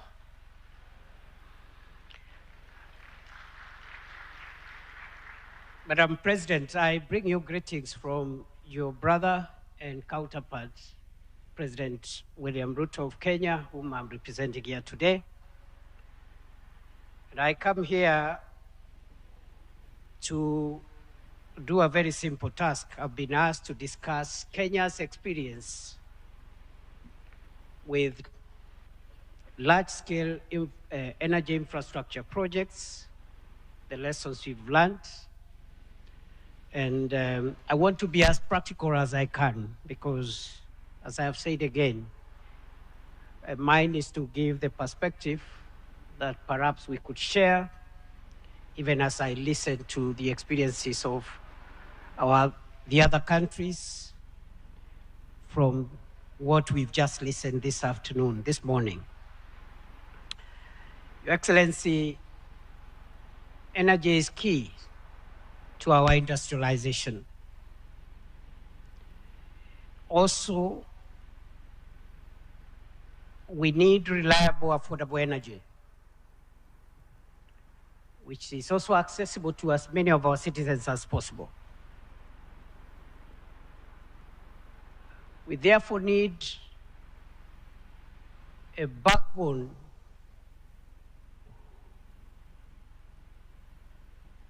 a source of energy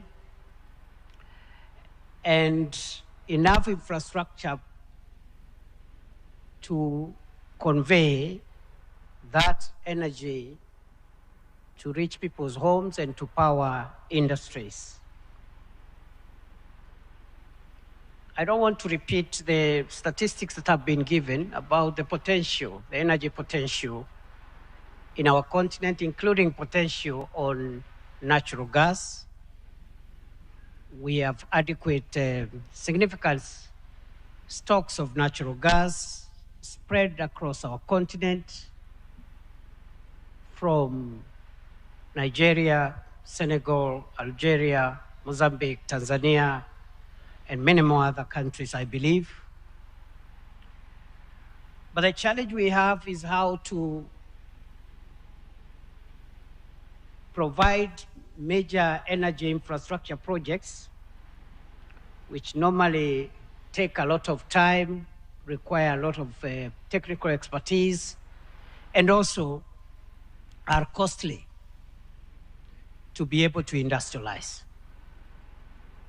Many scholars and policymakers have cited the fact that Africa's arable land, mineral wealth, including natural gas, a good population, as drivers of Africa's future. The only thing I want to add, even as I go into energy projects, is that Africa needs to build confidence in itself. Africans, we must learn to have confidence in our continent and in our capability to do what others have been able to do. Therefore, Your Excellency, for us, we have picked a few things along the way. The first one is government commitment and political leadership. It's very important for our various countries for us to have government commitment and political leadership, which provides strategic direction, policy consistency, investor confidence, and continuity across political cycles. The biggest threat today to Africa's development is policy disruption, which is an unintended consequence of democracy. The movement from one administration to another, which is a good thing, because democracy is a good thing. But we must find ways of insulating our development agenda from democratic transitions so that we can have continuity. And that is the discussion we're having in Kenya, generally. We have heard what President Samia has done in Tanzania, what President Ruto is doing in Kenya, and I'm sure many of our countries, our leaders are doing their best. But how do we assure that what the projects and the programs and the policy framework in place today will be in place 20, 30, 40, 50 years, so that as we do these things, we are looking at taking Africa from where we are today into the first world, because it is possible. Others have done it, Africa can do it. But if we are going to have disruptions every time there's an election, every time there is a succession from one administration to another, then that is going to be a big bottleneck. So consistency, continuity, and stability is a very key enabler of these wonderful objectives around infrastructure. As we build a democratic Africa, we must build a wealthy Africa at the same time. And the two outcomes are not mutually exclusive.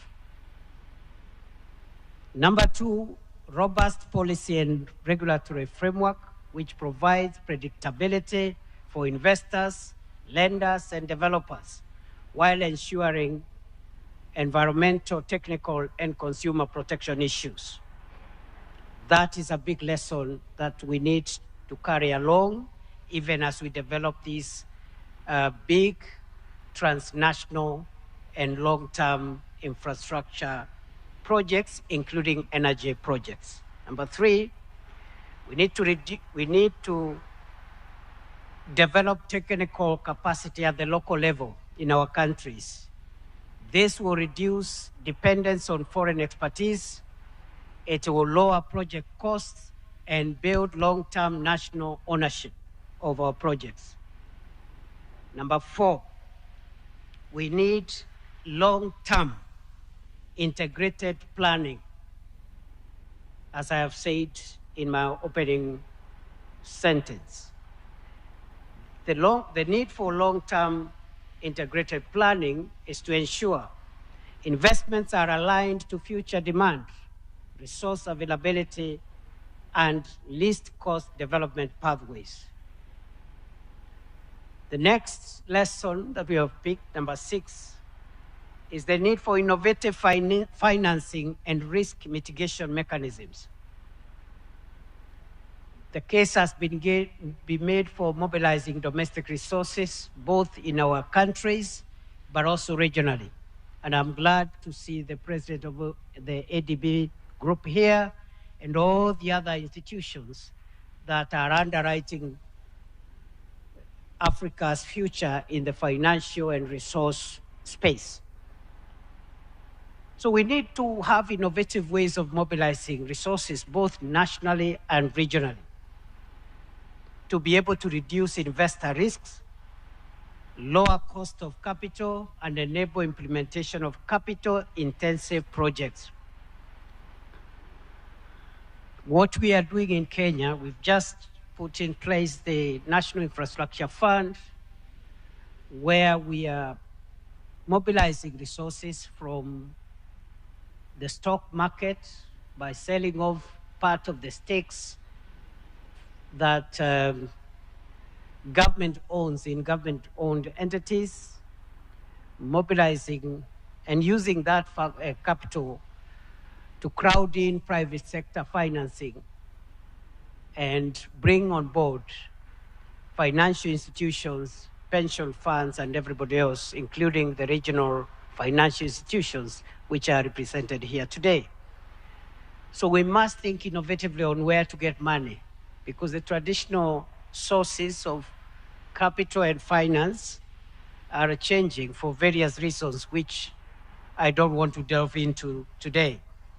Number 7, and it is linked to number 6, is private sector participation, involving the private sector so that we can mobilize capital, but also technology, and create operational efficiency while reducing pressure on our public resources that we have by collecting taxes from citizens. The next lesson we have learned is around community engagement and benefit sharing. Lesson number 8. There is need to have the people of Africa move with us. It is not enough to build roads and railways and ports and harbors and gas pipelines. It's important for us to carry the people of Africa for whom we work to go with us and to reason and travel with us the journey. The need for community engagement and benefit sharing secures the social license to operate the projects that we want to do. It reduces delay. Some of the projects have been delayed because of our inability to manage the social, economic, environmental, and other issues around some of our projects. You end up with delays, you end up with court cases, litigation, conflicts, and this affects project sustainability. We have also learned about effective contract and project management to prevent cost overruns, delays, disputes, while at the same time ensuring quality project delivery.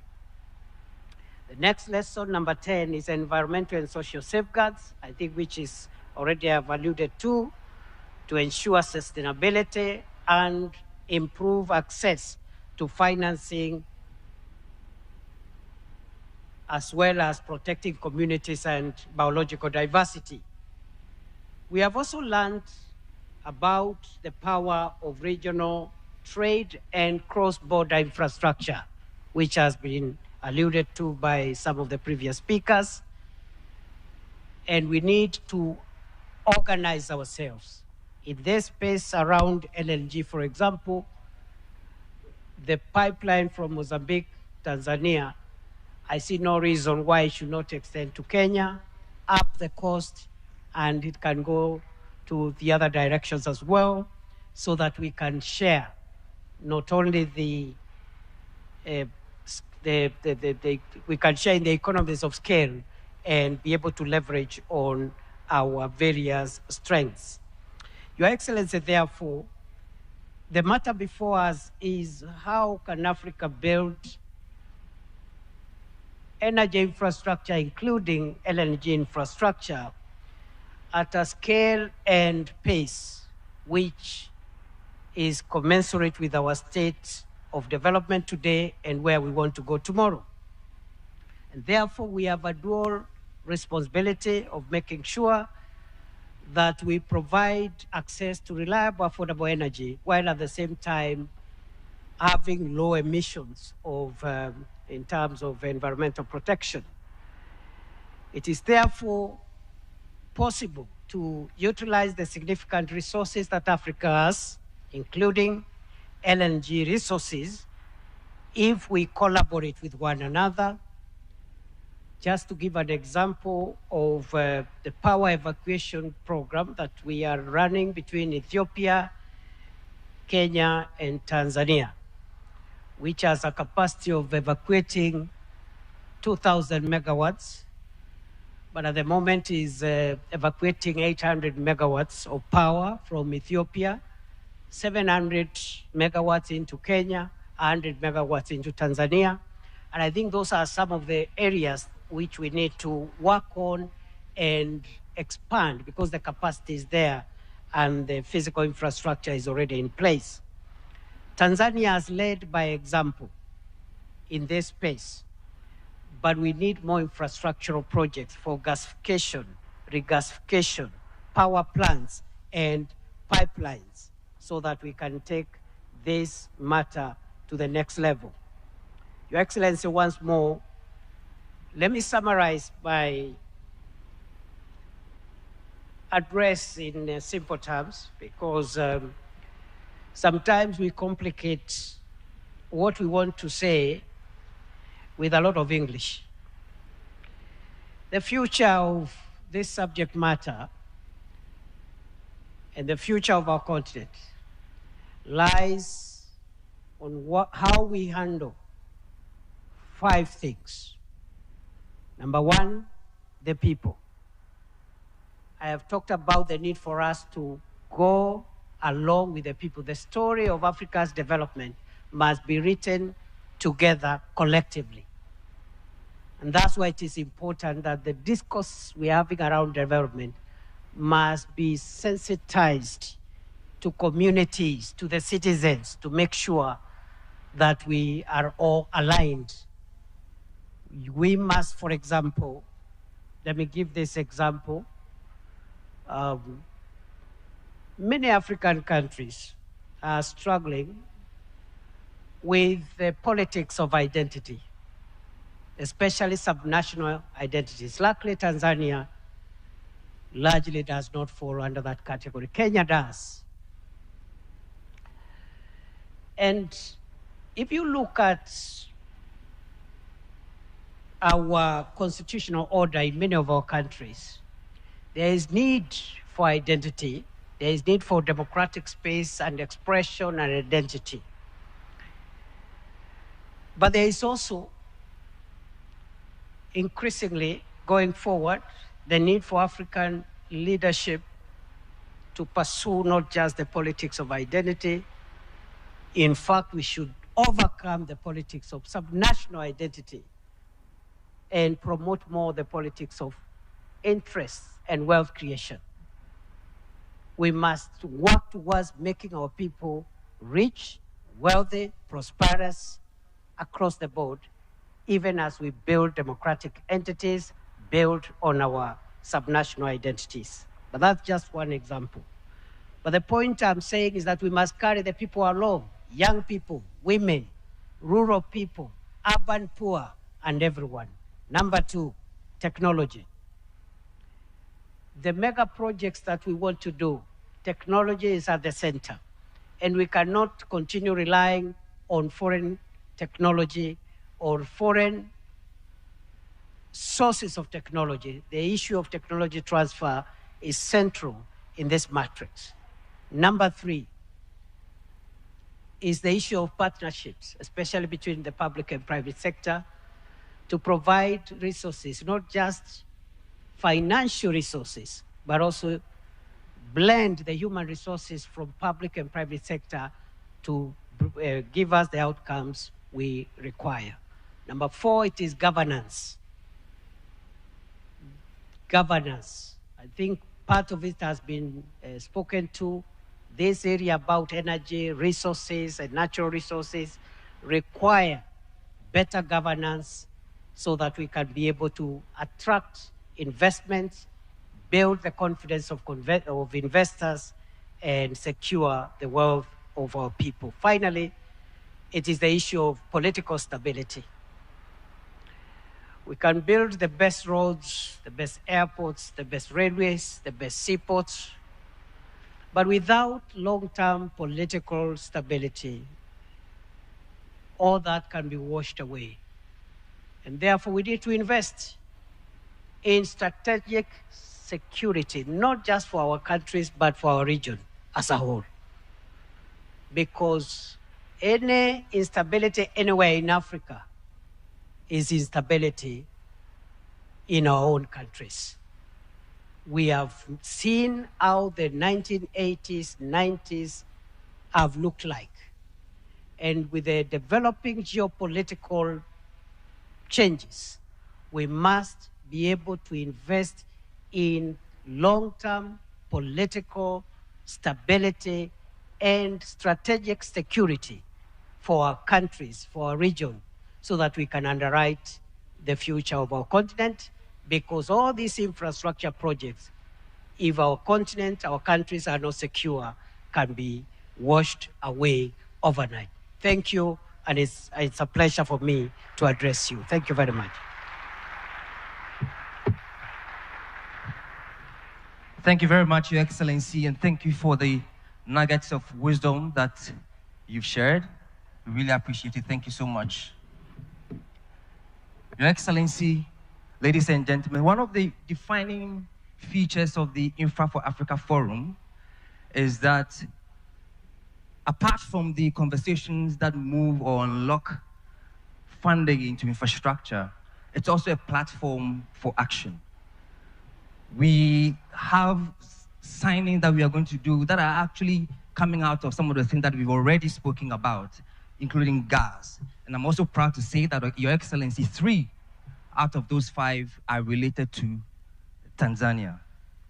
So we are going to start with the very first signing, which is between Africa50 and the Tanzania Ministry of Health. And this is an agreement for the expansion of access to dialysis and renal care across Tanzania. Please help me to welcome here Dr. Grace Magemba, Permanent Secretary, Ministry of Health, United Republic of Tanzania. I'll also invite Mr. Jalal Kimji, Chief Executive Officer of the Africa50 Principal Investment Fund. This is actually very important for Tanzania because it can help extend life-saving specialist care to more patients with kidney diseases, strengthen the capacity of the public health system, and also advance the country's commitment to universal health care coverage. Aja, my colleague, will help us to run through this.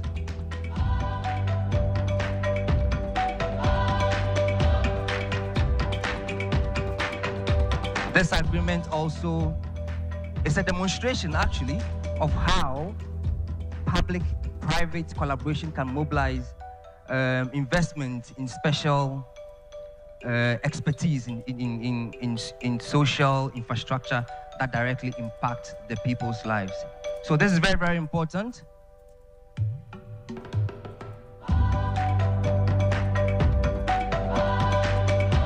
Access to dialysis and specialist renal care is a matter of life and death for patients. So these kind of agreements are super important to ensure that people can have this kind of access, treatment, and will be able to live quality lives.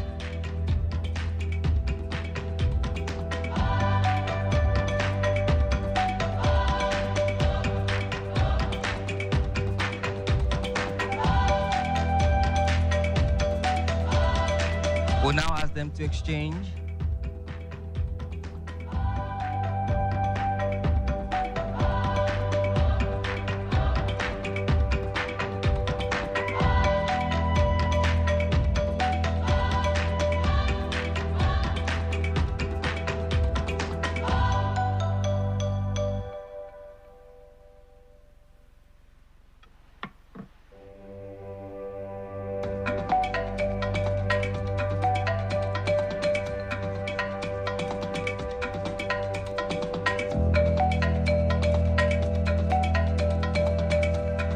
Yes, we'll take a picture now.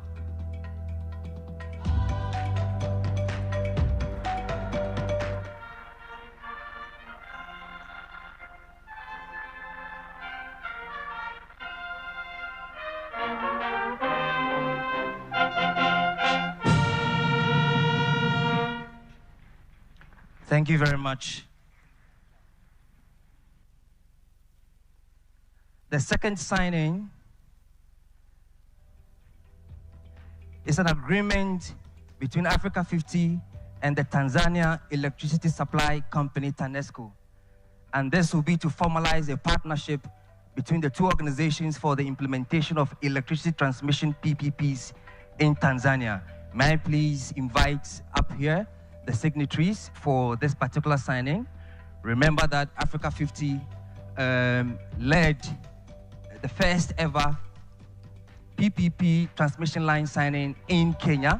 And as we promised, we are going to scale and take it across other African countries as well. May I please invite the signatories to come up?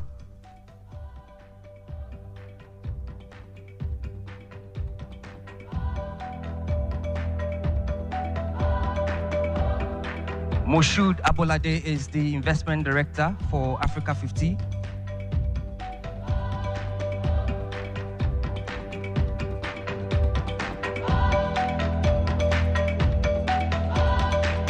We have the acting managing director for TANESCO, Engineer Timothy Imgaya.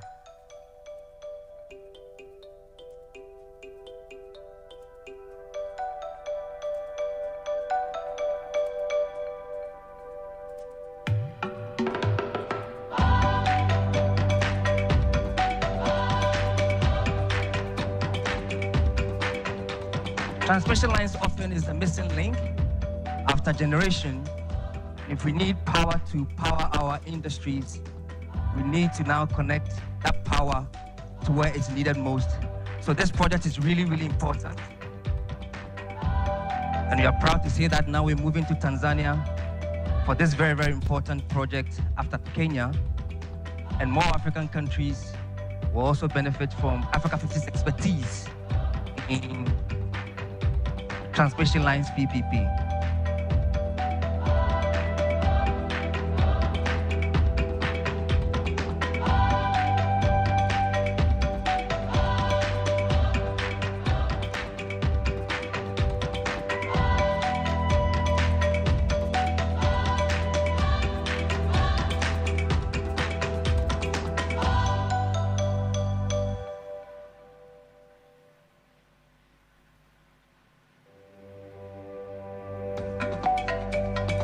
Thank you very much, Mr. Ngaya and Moshood. We'll now have them take their photos.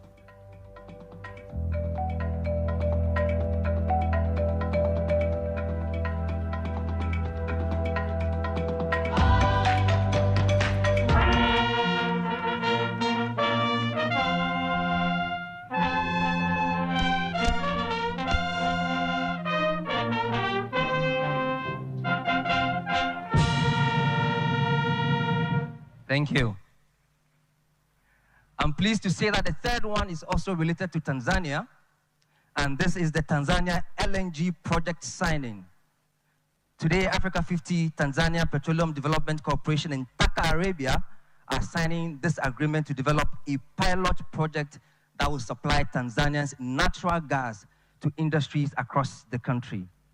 You've heard a lot about gas today and how it's so important to unlock industrialization in Africa. So please, may I invite the signatories for this particular signing as well.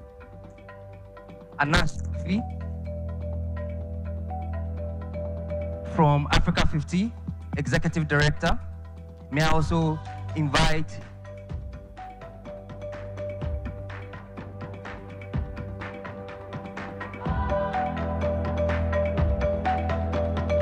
Musa Mohamed Makama, Managing Director, Tanzania Petroleum Development Corporation.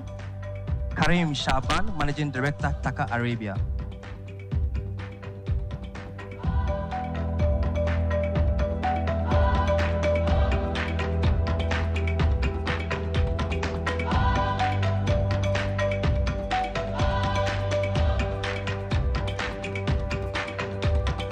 Again, this project is very, very important because it's going to help Tanzania use more of its domestic gas power local industries, and then also strengthen energy security and reduce reliance on imported fuels.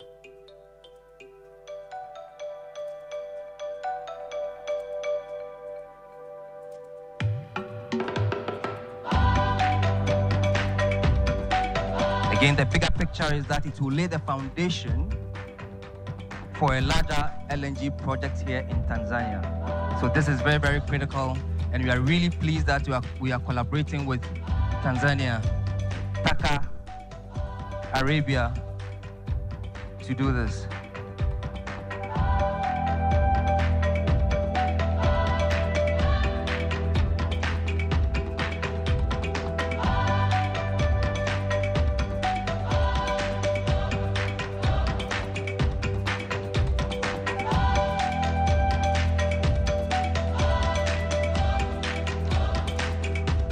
Africa50, as always, will bring its project development expertise to this project.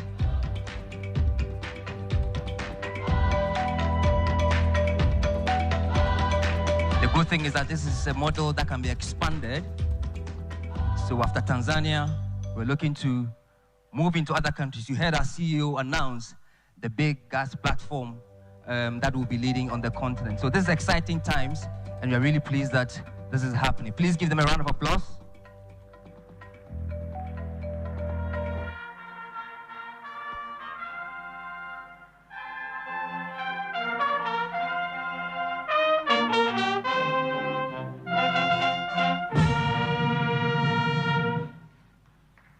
Thank you.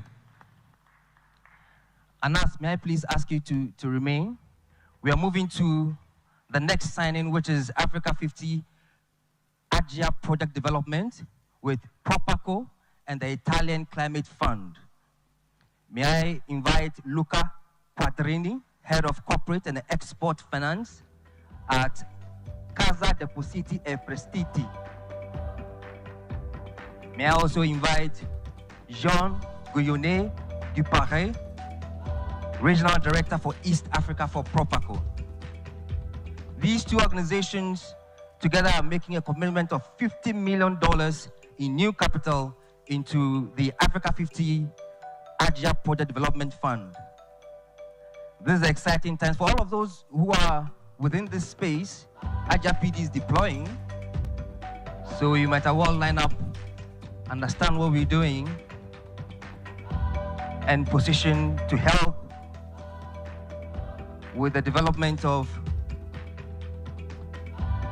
strategic green projects on the continent. So the Italian Climate Fund is committing $40 million and Propaco is committing $10 million, so a total of $50 million. Remember that last year, Agia reached financial close of almost $120 million. So this is a huge development, and this is also a win-win for the continent. The Agia PD Fund is Africa's largest fund focused on green infrastructure development here in Africa.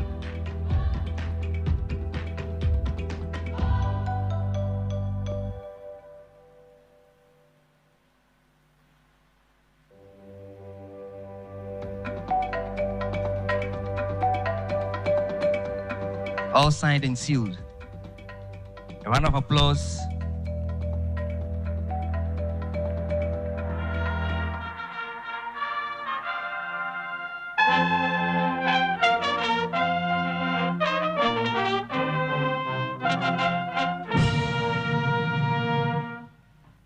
Thank you very much.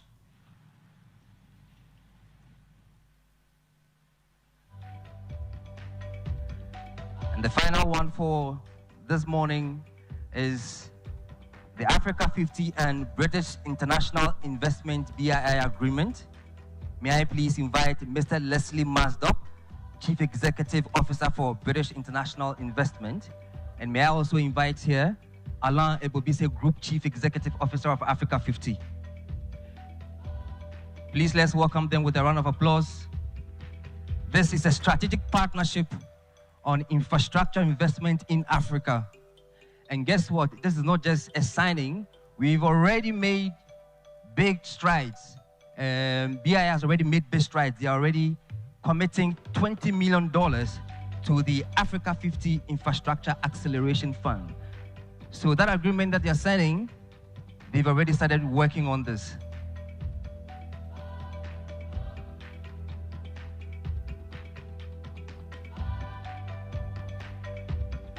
Africa's infrastructure ambitions cannot be driven only by public finance, so we need that partnership that we've heard over and over again in this room this morning to be able to reach there. So before we do the photo, may I also invite here Dr. Sidi Uta, please, if you may, join them, and also the CEO of the Africa50 Infrastructure Acceleration Fund, Sergio Pimenta. Please, may you also join them for the photo.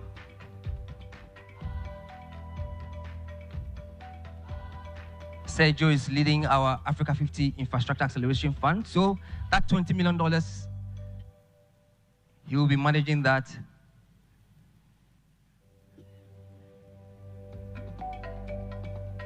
Thank you very much.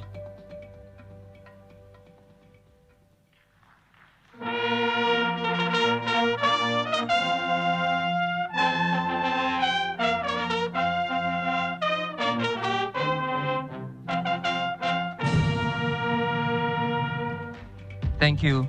This is the final of the signings today, but of course, it does not mean this is the end of the project that we'll be delivering across the continent. Thank you very much.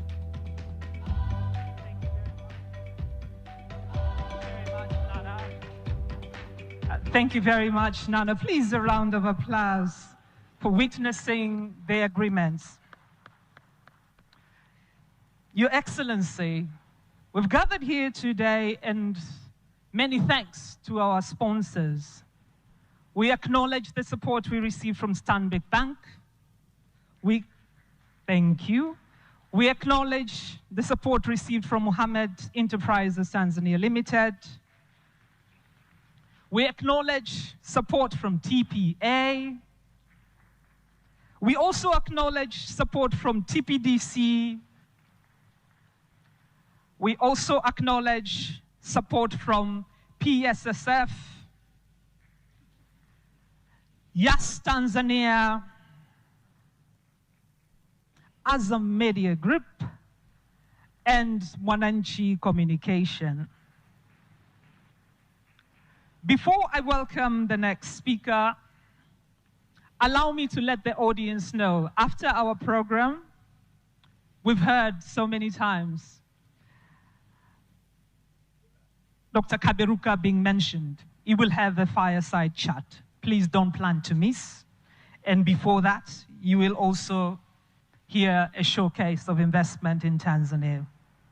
May I now, Your Excellency, allow me to welcome the President of the African Development Bank and Chairman of the Africa50 Board, Dr. Sidi Odita, to give words of appreciation and also to welcome you to address this audience.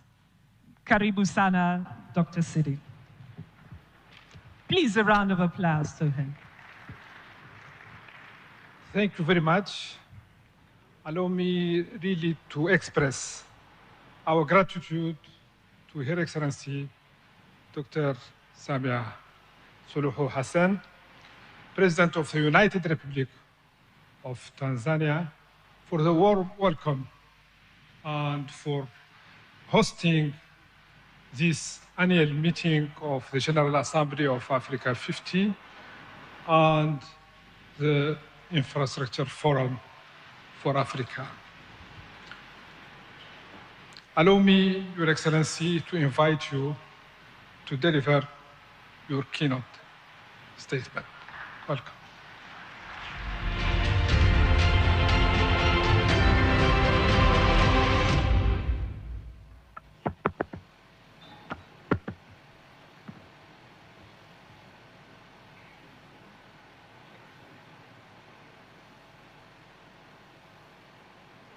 Please be seated.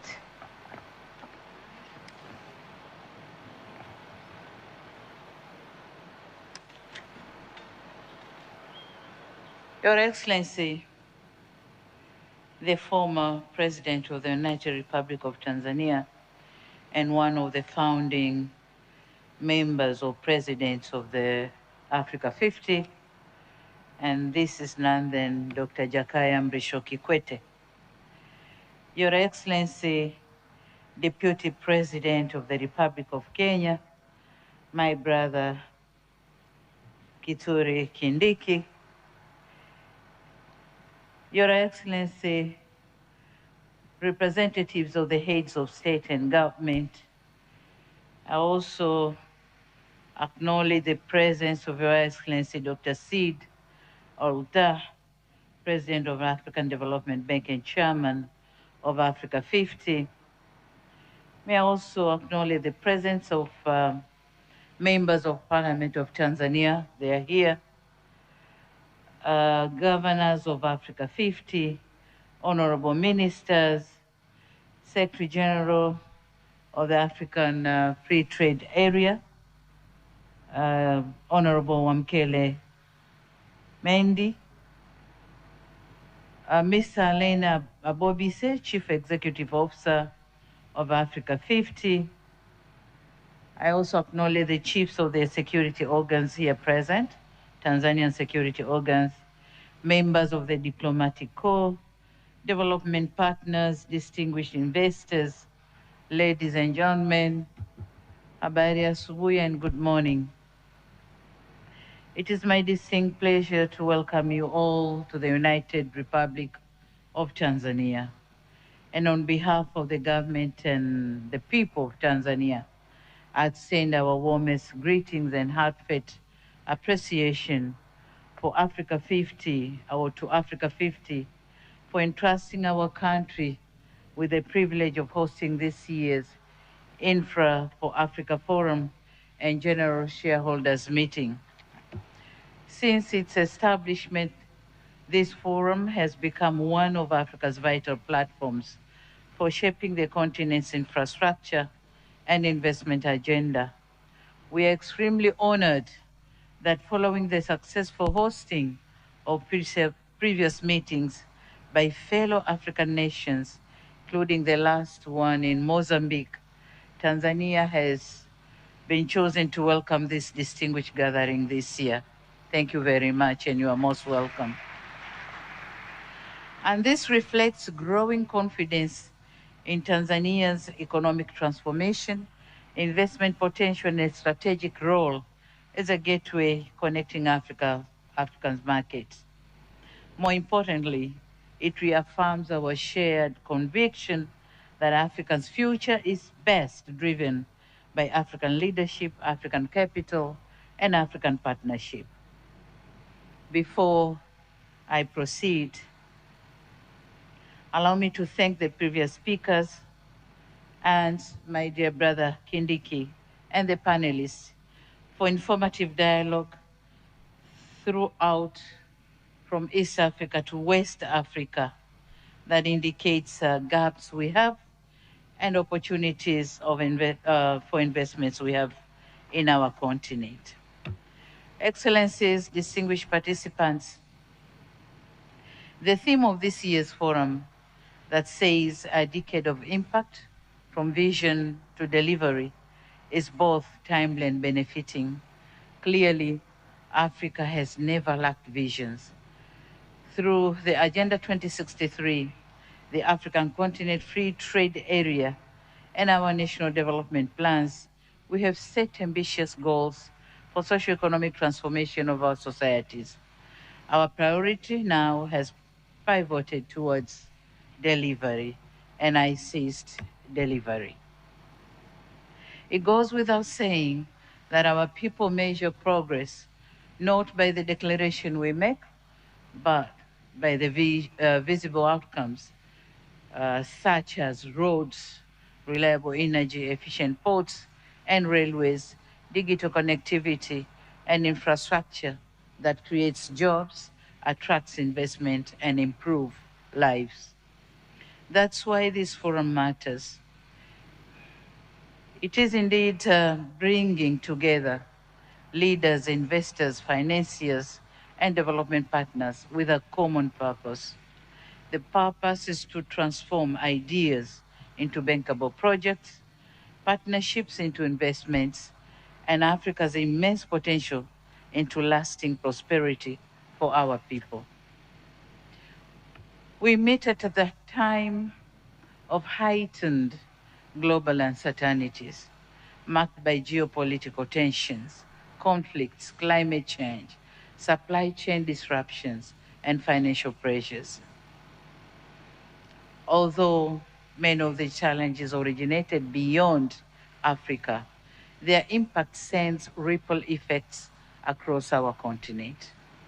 These realities reinforce the need for Africa to build resilience and self-sustaining economies by adding value to our resources, strengthening regional value chains, expanding intra-African trade, and mobilizing domestic capital for our own development. At the heart of this transformation is infrastructure. Our roads, ports, railways, energy systems, and digital networks must drive growth, withstand future shocks, and enhance Africa's competitiveness. By developing bankable projects, mobilizing long-term financing, and attracting private investment, Africa50 reflects Africa's determination to finance, build and own its own future, and hence, through collaboration, strong partnership, and effective implementation, we can build a more resilient, competitive, and prosperous Africa. Excellencies and distinguished participants, as for us, Tanzania, our infrastructure transformation is guided by the Tanzanian Development Vision 2050 for the 25 years to come, whose implementation commenced last month, July this year. The vision spells out our ambition to build a competitive, industrialized, and inclusive economy driven by innovation, human capital, sustainable development, and modern infrastructure. Recognizing that this transformation cannot be achieved by the government alone, our 25 years journey to 2050 places the private sector at the center of economic growth, with ambition that 70% of economic contribution will be driven by the private sector, locally and global private sector. Our role as the government is therefore to create a predictable investment climate, deliver strategic public infrastructure, and build partnership that unlock private sector capital, innovation, and entrepreneurship. Over the past years, Tanzania has undertaken ambitious infrastructure development programs in our history. We have expanded and modernized the port of Dar es Salaam, enhancing its efficiency and strengthening its role as a regional trade and logistic hub. We are advancing the standard gauge railway to improve connectivity, reduce transport costs, and facilitate trade with neighboring countries. And we also investing in strategic roads, network, bridges, logistic corridors, and modern airports so as to strengthen national, regional, and global connectivity. These investments are already generating impact by reducing logistic costs, attracting investments.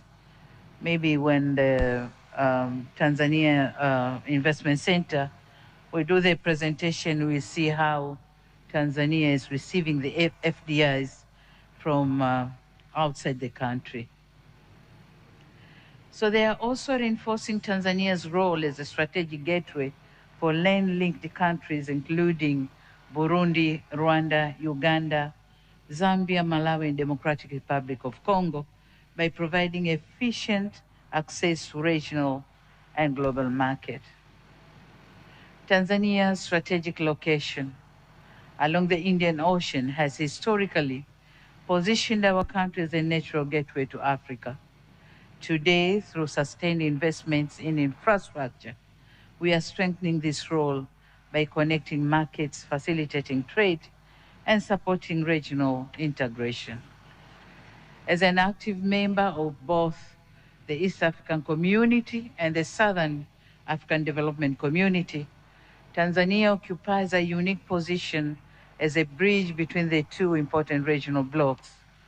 We are committed to using this position to strengthen cross-border trade, develop regional value chains, and promote investments that deliver shared prosperity.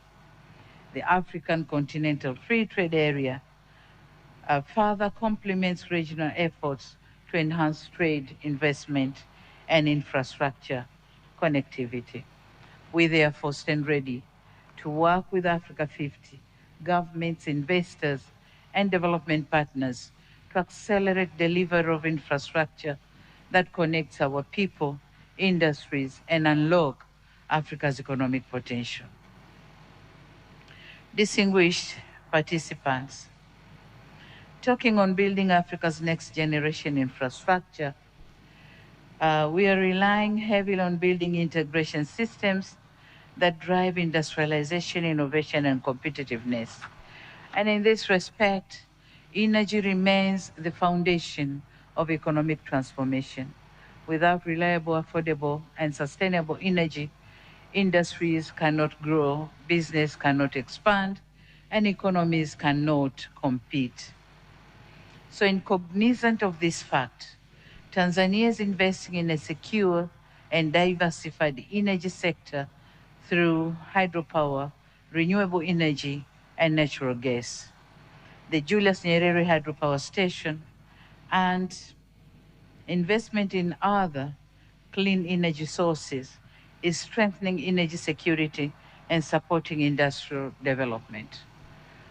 With the continued discovery of natural or proven natural gas reserves, Tanzania is well positioned to contribute to regional energy security while promoting value addition, manufacturing, and economic diversification.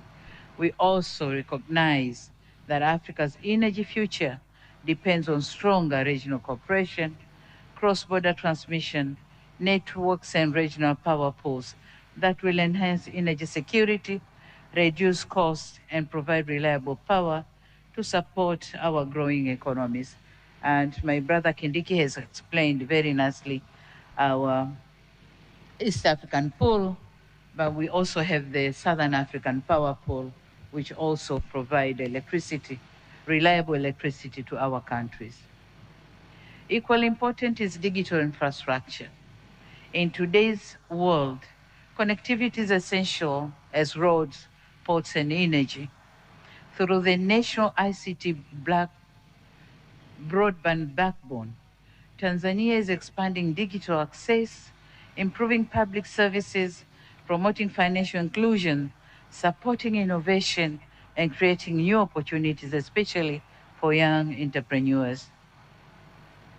It is obvious that infrastructure alone cannot transform Africa. And I want to concur with Deputy Minister Kindiki that our greatest asset is our people. By investing in education, technical skills, and digital capabilities, can empower our youthful population to become innovators, creators, and drivers of African transformation. We can develop them to be not merely consumers of the global solution, but producers of solutions to the world. Regarding mobilizing investment for Africa's infrastructure future, as it was narrated earlier by the previous speakers, that Africa financial muscles for investment remains one of the greatest barriers to economic transformation, but it is also the greatest potential for private sector investment opportunities in our time. Governments alone cannot finance Africa's infrastructure ambitions, We must strengthen partnership that bring together public resources, private sector, development financial institutions, and local and international investors. I, therefore, invite financial institutions, investors gathered here today to partner with us, Tanzania, and explore the vast opportunities available across transport, energy, logistics, manufacturing, digital infrastructure, and industrial development. Tanzania is no longer a source of raw materials only. It is becoming a destination for value addition, innovation, and industrial production and sustainable growth. Thank you. Talking of a shared vision for Africa's next decade, we must translate commitments into projects, ambitions into achievements, and plans into measurable results. The infrastructure we build must strengthen regional integration, expand trade under continental free trade area, and create opportunities for millions of Africans. To Africa 50, I extend my sincere appreciation for your leadership and contribution to Africa's infrastructure transformation. Your achievements demonstrate the power of African-led partnership in delivering impactful projects. As we enter your next decade, we encourage you to continue championing innovation or innovative solutions and investment that connect our continent and improve the lives of our people. Tanzania stands ready to deepen its partnership with Africa 50. As you have witnessed here, we signed 3 MOUs or agreements with Africa 50, and we expect better implementation of those agreements. So Tanzania stands ready to deepen our partnership with Africa 50, investors and all stakeholders committed to building a connected, competitive, and prosperous Africa.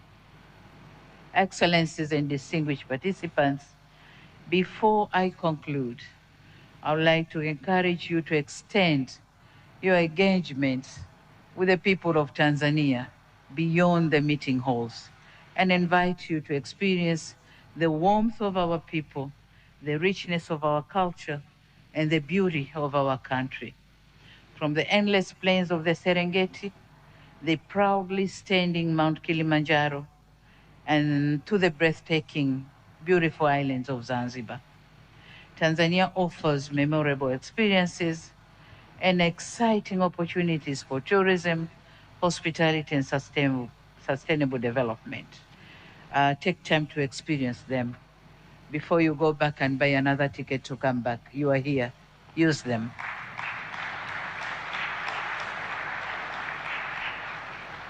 I also wish to share our pride in hosting, together with our neighbors, Kenya and Uganda, the historic Total Energy CAF African Cup of Nations, AFCON Pamoja 2027, the first ever AFCON tournament to be hosted in East Africa, and the first in the history of the competition to be jointly hosted by 3 countries. This milestone reflects not only our shared passion for sports, but also Africa's growing confidence and ability to deliver world-class events while strengthening regional cooperation and investments in sports. As Africans, when we work together, there's no limit to what we can achieve. With these remarks, it is now my honor and privilege to declare the 2026 Infra for Africa Forum and Africa 50 General Stakeholders Meeting officially open, and I wish you fruitful deliberations.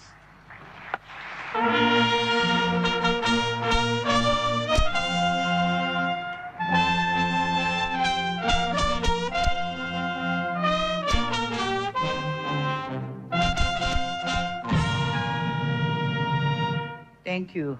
God bless Africa. God bless Africa 50. Thank you for your kind attention. Thank you very much. A round of applause to Her Excellency Dr. Samia Suluhu Hassan, the President of the United Republic of Tanzania, for those great words. And here she bids farewell before we proceed with our program. Brass band, please let us escort Her Excellency as she heads out.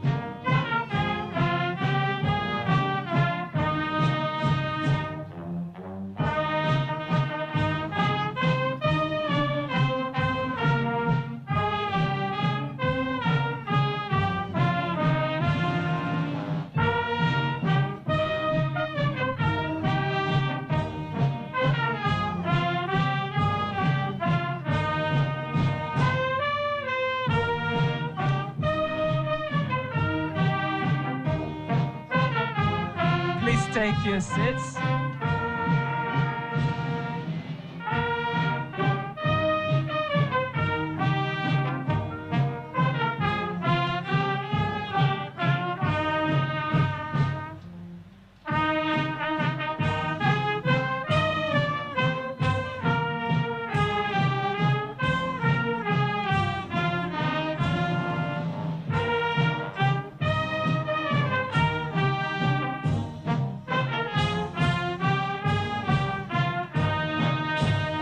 We still have an exciting program before we will break for lunch. I will encourage you all to take your seats.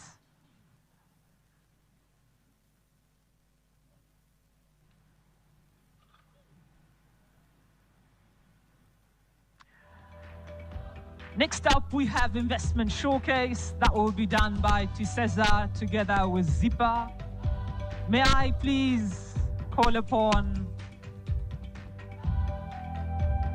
ZIPA and TISEZA.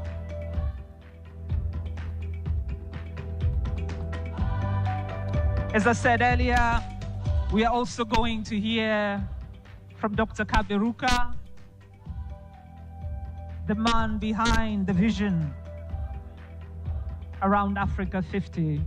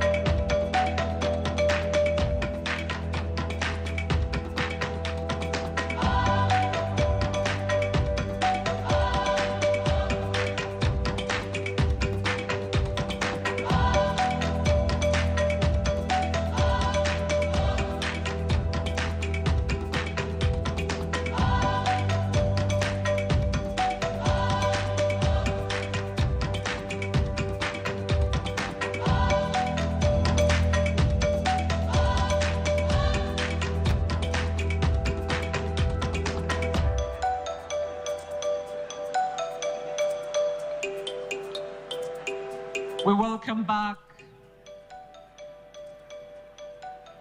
Dr. Sidi together with Honorable Ambassador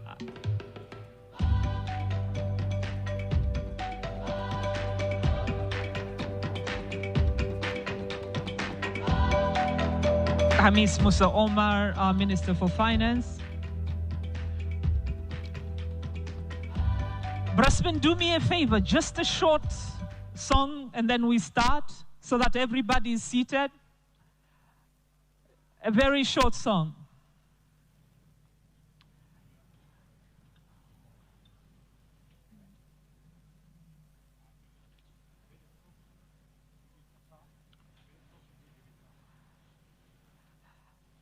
Tafadhali naomba tumruhusu Mheshimiwa Rais Mstaafu Kikwete pamoja na timu yake, naomba tumruhusu ili tuendelee na ratiba. Tafadhali. Tuna ratiba nzuri sana.